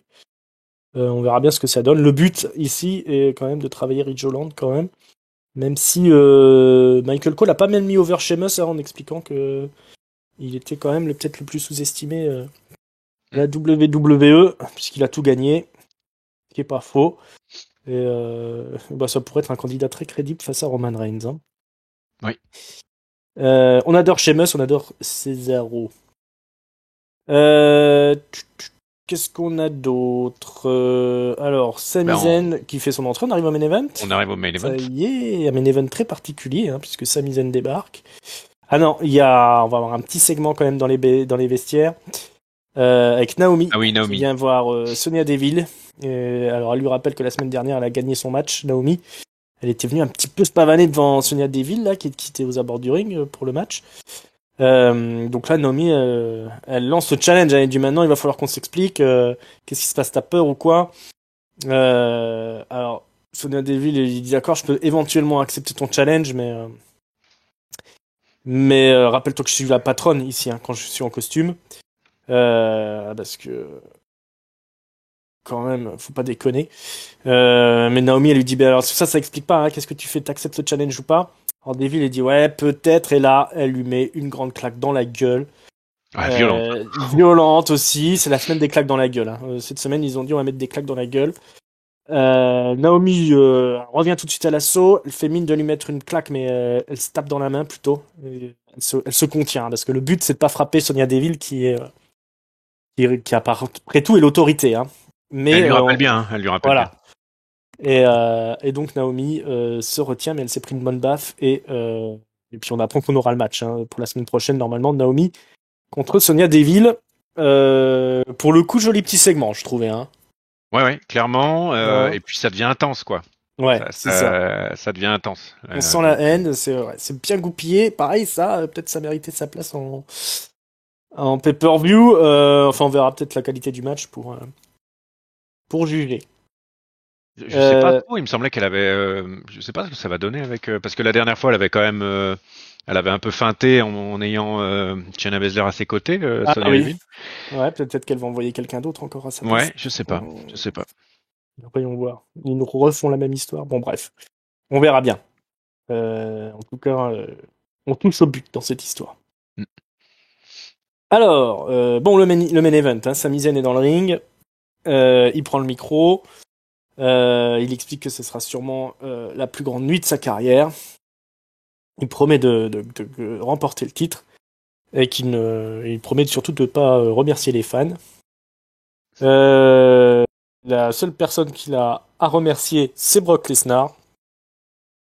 Il voulait pas gagner le titre au Texas, Sami Zayn nous explique, mais Brock Lesnar, lui, l'a convaincu qu'il fallait le faire. Et là-dessus, Lesnar débarque.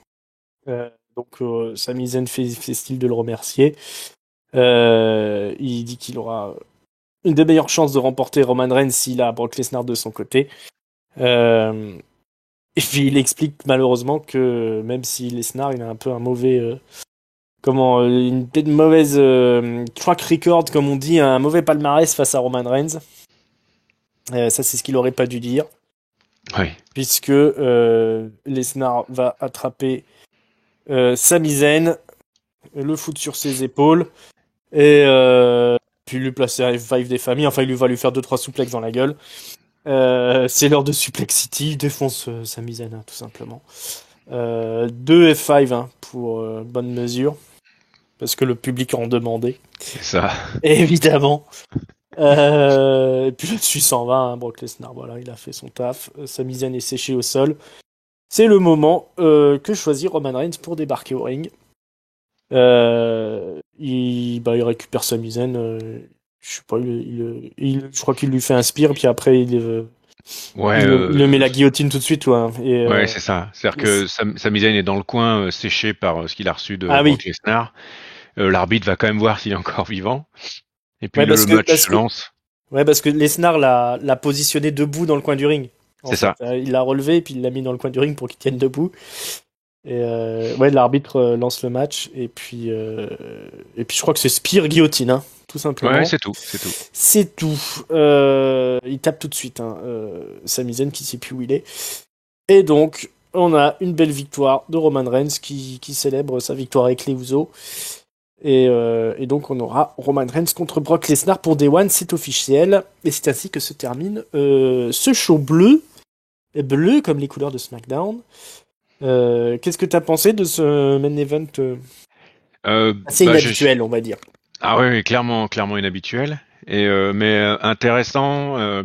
Et puis voir un petit peu comment Brock Lesnar, qui était parti en mode après l'opener, en mode tout sourire, revient rapidement quand même sur des considérations un peu plus musclées. Et puis il y a Sami Zayn qui vient bien l'emmerder aussi, qui lui fait oui effectivement t'es pas le meilleur. Et puis en plus il lui dit aussi c'est un peu con ce que t'as fait parce que je pense que avec un Day One avec et toi et moi et Roman Reigns t'avais peut-être plus de chances de gagner le titre que juste contre voilà. Donc ça l'agace aussi. Bon, après il se fait détruire. Et après il y a Roman Reigns qui arrive et qui le dégomme aussi. Ouais, inattendu, parce que du coup, il n'y a pas de match. Mais ça repositionne carrément et Roman Reigns et Brock Lesnar, et puis ça sort complètement Sami Zayn de la picture, quoi. Ouais, alors c'est mauvais pour Sami Zayn. Monsieur quand même un beau main event, Ouais. entre guillemets, puisqu'on a tout le talent de Brock Lesnar, encore une Ouais. fois. De toute façon, on n'y croyait pas trop, Sami Zayn, face à, face à Roman Reigns. Même avec Brock Lesnar derrière lui, quoi, on Ouais. savait pas trop ce que ça pouvait donner, Mm. mais quand même, quoi, quand même. Les gens voulaient Lesnar. Euh, alors qu'on a une arrivée exceptionnelle en fin d'émission de Tonton Chris. Comment ça va, Tonton? We want Brock! We want Brock! We want Brock! Salut les Marc, salut les Smart, vous m'entendez? Salut mon bon Ringside et mon bon Géliel, je suis pas sûr que vous m'entendiez bien. On t'entend parfaitement. Ah ouais? Si, on t'entend très bien. Pourtant je suis à Montevideo en Uruguay, là, je suis un show pour la UWL, la Uruguay Wrestling League, je vous dis que ça envoie du pâté. Mais ça va bien les amis? Ah bah ça va la forme. Plutôt. Un Ah, super show, on vient d'enquiller Raw et SmackDown en même temps. Ah ouais, gros Donc, super catch-up là des familles là, ça fait un petit moment là, donc j'imagine que là vous en étiez en plus à la fin du main event de SmackDown, c'est ça? bah, voilà, on avait terminé, donc Ah bah formidable, donc j'arrive à la papille pour le top flop note quoi. Au c'est moment ça. où on rangeait la nappe, là, voilà. C'est Ah ça. ouais. À la ringside aussi à une époque aussi, il était un peu spécialiste de ça aussi ringside aussi d'arriver au top flop Débarqué note. au dernier moment. Bah, Ouais, mais c'est bien ça, c'est bien. Bon bah formidable, j'imagine que vous avez fait une review de qualité.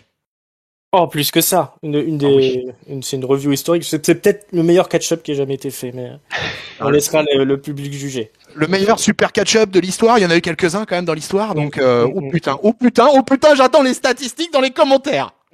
Ça va fort. Donne-nous, tiens, ton top, ton flop, ta note, si t'es prêt, ou si t'as rien prévu. Vas-y, j'ai vu les shows et tout, je suis bon, malgré mes problèmes de connexion en Uruguay. J'ai réussi quand même un petit peu à suivre le monde du catch cette semaine. Et tu veux quoi? Tu veux Monday Night Raw, tu veux rapidement, un SmackDown? top, un flop, pas trop étonné Ouais, du ok. retour de Lesnar que t'avais annoncé au Royal Rumble. Ah, tiens, un petit pic dans les dents, là, tout de suite. T'attendais pas de celle-là. J'espérais. Oui. Non, ouais, en plus, tu as tout à fait raison de rappeler la vérité qui est dite à l'antenne. Et effectivement, moi, j'envisageais ça plutôt au Rumble. Et donc, du coup, bon bah voilà, on nous l'a mis dans la gueule cette semaine. C'est réglé, l'affaire Brock est de retour. Enfin, Brock en pleine forme. Hein. Bah, je reviens juste sur le vaisseau amiral. J'aurais donné. J'ai bien aimé moi je sais pas ce que vous avez dit, si vous avez dit du mal ou du bien des filles, mais pour le coup, j'ai bien aimé le match féminin qui a été booké par Tyson Kidd et Holly Molly. Et j'ai trouvé ça plutôt sympa, mais par contre mon top, je vais le donner, même si j'aurais pu le donner au Mysterio à qui on a donné un match gratuit, une victoire gratuite comme ça, c'est sympa, ça fait plaisir. Mais je vais le donner au RK Bro Dirty Dogs quoi, que j'ai trouvé énorme quoi, ce Raw Tag Team Championship là. C'était un super match, c'était super cool, vraiment. Je kiffe en ce moment. Je crois que je n'ai jamais autant kiffé Orton de toute ma carrière de suiveur de catch. Franchement, Orton Hunters, je le découvre en ce moment. Mais je crois qu'il passe lui-même un bon moment. Hein. Ouais. Visiblement, ouais, ça se voit aussi. Hein. Je... Ouais, moi je suis d'accord. Moi, j'avais aussi dit à une époque, il y en a marre de Randy Orton. Ah ouais, je le dis. Moi, je l'ai affirmé. C'est une nouvelle carrière. Hein, je l'ai affirmé haut et fort à cette antenne. Hein. Il y a eu un moment, Randy Orton, il y en avait ras-le-bol, quoi. Et franchement, un peu à l'affaire de Sheamus, hein, les deux. Depuis la nouvelle carrière. Depuis la rivalité face à Edge et après tout ce qui s'en est suivi et cette rencontre, j'ai envie de dire, avec Riddle, eh ben écoute, je les kiffe et je trouve Randy Orton dans une forme étincelante et on s'éclate tous les lundis à les voir, franchement. Et puis je vais faire un big up aussi à Natalia parce que Natalia, elle a rejoint Randy Orton dans le clan des recordmen au Guinness Book, hein, puisqu'ils sont rentrés carrément au Guinness Book. Hein. Donc Randy Orton, on l'a dit la semaine dernière pour sa 177e match. Pay-per-view. Ouais. Et Natalia, elle rentre dans l'histoire. Tu l'as peut-être dit au cours de l'émission, j'en sais rien, mais Natalia, elle rentre dans l'histoire avec non, nous, on a dit que c'était de la merde. D'accord, ok. Donc Natalia, quand même, 68e pay-per-view. Et on sait qui est-ce qu'elle bat, parce que Randy Orton, il bat Kane, donc ça, on s'en doutait quand même. Mais je vois pas qui, du côté des filles, tenait le record jusqu'ici. Écoute, je sais pas, tu sais pas. On checkera. Dans les... Ouais, exactement. Fact-checking, peuple de catch-up. Mais parce que je t'avoue que je l'avais en tête cette semaine, mais là je l'ai pas, j'ai pas l'info sous les yeux, donc là je peux pas te la dire. Donc voilà. Et puis Raw, écoute, Raw, globalement, c'était plutôt pas trop. Mais j'ai trouvé que c'était plutôt un peu dans la suite des émissions de dernièrement. Bon, je reste toujours un petit peu chafouin avec le règne de Biggie. Il y a quelques trucs qui me posent un peu de problème.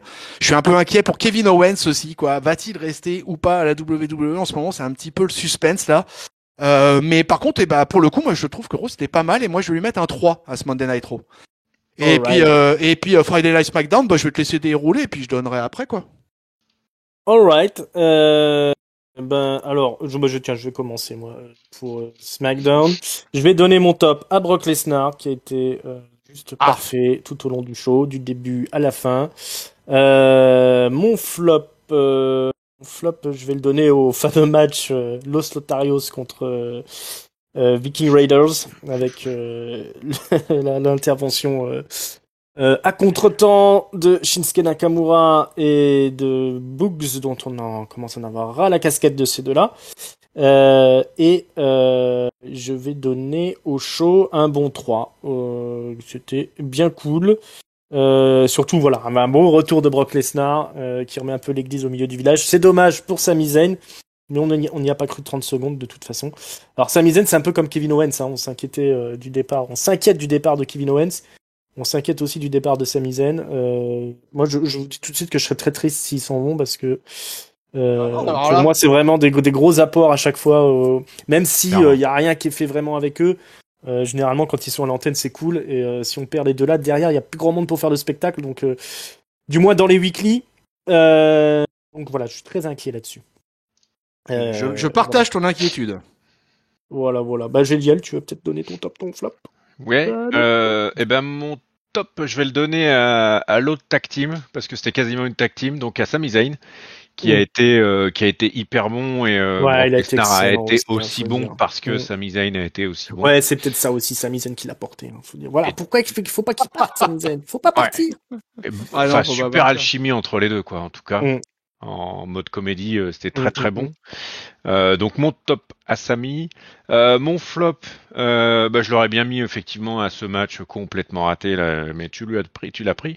Donc je vais le donner au match Sasha Banks Shayna Baszler qui est inutile pour moi, qui fait descendre Shayna Baszler dans la carte sans intérêt, alors qu'il y avait au contraire moyen contre, comme on a dit, contre n'importe qui d'autre de la montrer un peu plus forte et de la faire remonter.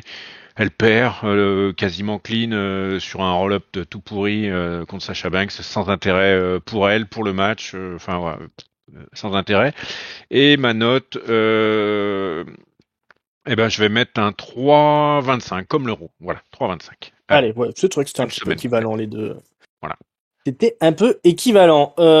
Tonton, écoute, moi je vais être assez un peu moins enthousiaste que vous. J'ai trouvé que ce SmackDown c'était un peu du foutage de gueule sur certains aspects, en particulier du fait qu'il y a eu 16 minutes de catch sur 1h25 d'émission effective. Le main event de Rampage a duré plus longtemps. Le main event de Rampage. C'est quoi? A duré plus. C'est une émission obscure le vendredi soir à la All Elite Wrestling. Et du coup, j'ai été assez surpris de ça. Quand tu regardes la liste des matchs, tu flippes un peu. C'est assez terrifiant. Puis évidemment, ça se termine avec ces guillotines de Roman Reigns. Donc, je suis assez embêté. Écoutez, je vais être comme vous. Par contre, je vais donner mon top, un espèce de top commun, quoi. Brock Lesnar, Sami Zayn, etc. Ça là-dessus, alors là, il y a pas de problème. Moi, Brock Lesnar, à chaque fois, lui aussi, on parlait de Randy Orton tout à l'heure. Brock Lesnar aussi à sa manière, à en ce moment, je sais pas, le don de me ravir et de me surprendre, et ça c'est cool, surtout de la part d'un Golgoth pareil. Donc il mérite bien là sur ce SmackDown. Mon flop, je vais le donner à Nakamura, parce que vraiment, Nakamura, que quelqu'un fasse quelque chose pour le titre intercontinental. Parce que vraiment, un Béotien qui débarque dans le show et qui tombe sur le segment avec Nakamura et ses amis, si tu fais même pas gaffe, tu sais même pas en fait que le mec est champion intercontinental. Tu te dis ah bah tiens c'est ça, c'est du catch par équipe. Ah ouais ok c'est ça, c'est la tag team division ça. Ah ouais d'accord. Ah ouais non mais en fait il y a le mec il est champion intercontinental là, le gars là-bas là, et qui danse et qui fait un peu n'importe quoi. Et voilà où on en est avec le titre intercontinental. Donc au secours.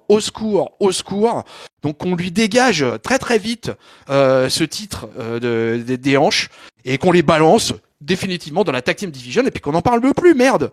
Qu'on rende un peu du prestige au titre intercontinental. Le titre US est vachement mieux traité dans le show rouge que le titre intercontinental dans le show bleu. Voilà, et ma note ça va être un 2,5 parce que en fait je n'aurais pas donné la moyenne parce que le Sheamus Cesaro de 3 minutes 50, merci le foutage de gueule. Je n'aurais pas donné la moyenne au show s'il n'y avait pas eu Brock Lesnar. Pour moi, c'est Brock Lesnar, c'est tout simplement la plus-value de ce SmackDown. Donc je lui donne le 2,5. Mais ça ira pas plus loin. Je suis assez déçu par SmackDown depuis plusieurs semaines là.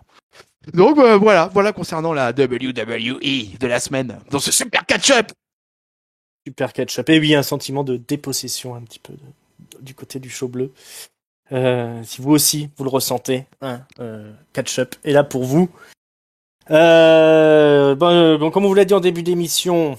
On est dispo sur toutes les bonnes plateformes de podcast. On est sur YouTube, on est sur Twitter, c'est @catchupcdc. On est sur Instagram. Qu'est-ce que on est Je crois qu'on est. On peut être aussi sur Discord. Vous pouvez nous rejoindre. On a la description qui vous donne l'adresse pour nous rejoindre avec l'invitation qui va avec. Voilà, n'hésitez pas à commenter, mettre des pouces et comme ça, on sera content. Mon bon Gédiel, merci beaucoup d'être venu. Merci Ringside et merci pour ce hosting très très intéressant. Merci bien. Mais merci de ta participation, c'était tout aussi intéressant. Mon bon tonton, merci d'être passé. Ouais, écoute, passé en coup de vent. On a bien fait de te laisser les clés quand même. Écoute, j'ai profité de ma grotte à Montevideo là pour me regarder le Triple Mania Regia là. Qui a sacré un nouveau méga campeón. Je sais pas si t'avais entendu, il y avait un five-way avec Jay Lethal et Bobby Fish qui s'étaient perdus au Mexique. Je sais pas comment ils sont rentrés dans le pays, eux. Mais et puis voilà, qu'il y avait 3 Mexicains en phase 2, qui avait Samurai Del Sol, l'ex Calisto, Et Hero del Vikingo, donc. Et puis le troisième, c'était qui? C'était Bandido. Oh putain, c'était Bandido. Ah, quel bonheur. Hero del Vikingo. Et c'est Hero del Vikingo, le plus jeune champion, plus jeune méga campion de l'histoire. 24 ans, le jeune homme. 24 ans. Une sorte de ricochet un peu avec très impressionnant dans le rythme. Typé un peu indien avec ça devait être un sacré match. Il y avait du public? Il y avait du public, ouais. Il y avait du public. Alors c'était filmé comme de la merde. La production est catastrophique. Et vraiment catastrophique. C'est une marque de fabrique, hein, ça, quand même. Hein. Ouais, donc ça dure 4 heures. Ça dure 4 heures. Pas le match. Non, pas le match, hein, je vous rassure. Le show dure 4 heures. Moi, j'en ai retiré 3 matchs, quoi, en fait, quoi. Il y a un triple threat, Willie Mack, Laredo Kid, Dragon Lee, qui est de très bonne qualité. Il y a le tag team match pour le triple A tag team entre les FTR et les Lucha Brothers, qui se passe dans une ambiance assez démente, mais par contre c'est réalisé avec le cul. Et le main event, la réalisation est un peu meilleure, mais vraiment pas beaucoup meilleure. Hein. Mais par contre c'est un très gros match, quoi, qui dure 30 minutes. Et puis alors là, avec un catcheur que j'adore depuis plusieurs années et qui ne perce pas. Bandido en l'occurrence, quoi. Et alors que moi je considère que ce mec a absolument tout le package, parle le mexicain, parle l'anglais, peut faire de la voltige, peut faire du brawl, peut tout faire. Il sait tout faire, Bandido, et il a le physique. Et c'est incroyable que ce gars-là ne perce pas plus. Et je pensais que c'était lui qui allait gagner. Et en fait, non, Hero del Vikingo sort un match de fou. Et voilà, victoire du jeune, donc de 24 ans. Et vraiment, belle surprise, il a. Mais les shows mexicains, je te jure, c'est quelque chose. Hein. C'est quelque chose. Mais là, il y avait en tout cas, la version que j'avais, c'était, j'avais la version avec les commentateurs américains. Alors pour ceux qui aiment bien, en l'occurrence, il y avait Matt Striker au commentaire. Ah, Matt Striker. C'est pas Vampiro ou pas Vampiro? Non, pas Vampiro. Non, c'est dommage. C'est toujours rigolo quand c'est les deux là ensemble. Je sais pas exactement quel était l'autre commentateur. Ouais, peut-être, ouais, mais c'était pour la défense de Bandido. Il est champion Ring of Honor. Ouais, voilà, il a été champion Ring of Honor, où il l'est toujours peut-être. Il l'est toujours, ouais. Et bon, il a commencé son règne juste avant le confinement, donc effectivement, ouais. Ça n'a pas aidé, hein, pour. Voilà, mais maintenant, je crois qu'il va être libre de contrat, donc il y a de fortes chances qu'on le voit débarquer. Quel catcheur, j'adore. Enfin, je l'ai découvert la première fois, c'était à la Lucha Underground. Il était arrivé pendant la saison 4 et il avait pas un rôle, c'était un mid-carder, il avait pas un rôle central à la Lucha Underground, loin de là même. Mais je l'avais repéré, quoi. Je m'étais dit putain, ce mec est bon. Et puis après je l'ai revu effectivement sur la Triple A et puis à la Ring of Honor où il est un régulier depuis longtemps. Hein. Et c'est un gars qui a pas mal évolué, que ça soit en termes de look, etc. Et c'est un super méga catcheur. J'adorerais le voir à la WWE, hein, mais je pense pas que ça soit vers ces lieux-là qu'il se rendra à terme. Mais en tout cas, voilà, il sort un bon match. Mais les 5, même Bobby Fish, Bobby Fish, j'ai découvert qu'il était assez aimé au Mexique. Il doit avoir quelques copines quelque part à Monterrey. Mais Bobby Fish est assez populaire.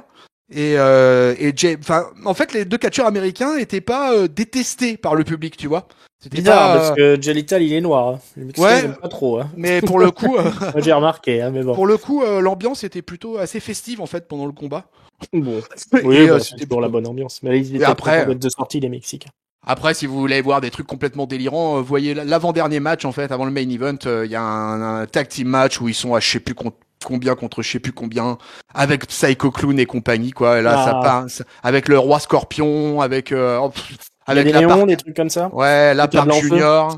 Enfin bref, ça part en couille totale, un bordel, mais c'est un bordel festif en fait, quoi. Donc c'est assez sympa, quoi. Mais alors la réalisation, c'est de la merde. Donc du coup, je le dis clairement, il est impossible de passer 4 heures devant ce truc-là. Sinon derrière, tu sors avec une cataracte, quoi. Parce que... Okay. Voilà. Et puis ce soir, dernier mot, j'arrêterai là-dessus. War Games!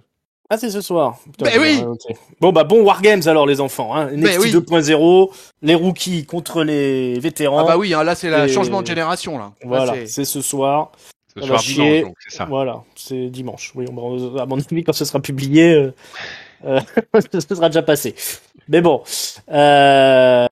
voilà. Merci encore à vous les amis d'être venus. Merci à vous de nous avoir écoutés. On espère que ça vous a plu autant à écouter que nous à enregistrer.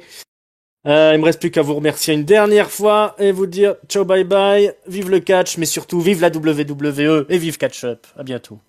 Bon, bah, salut Salut Ringside. tonton, salut Ringside. Ouais, génial, il était Salut, tombé les dans la amis. grotte. Eh, salut, Babla la Catch Up. Plouf.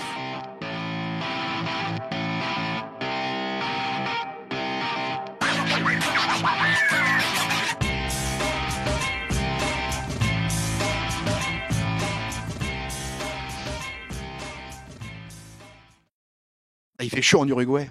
Putain, un enfer.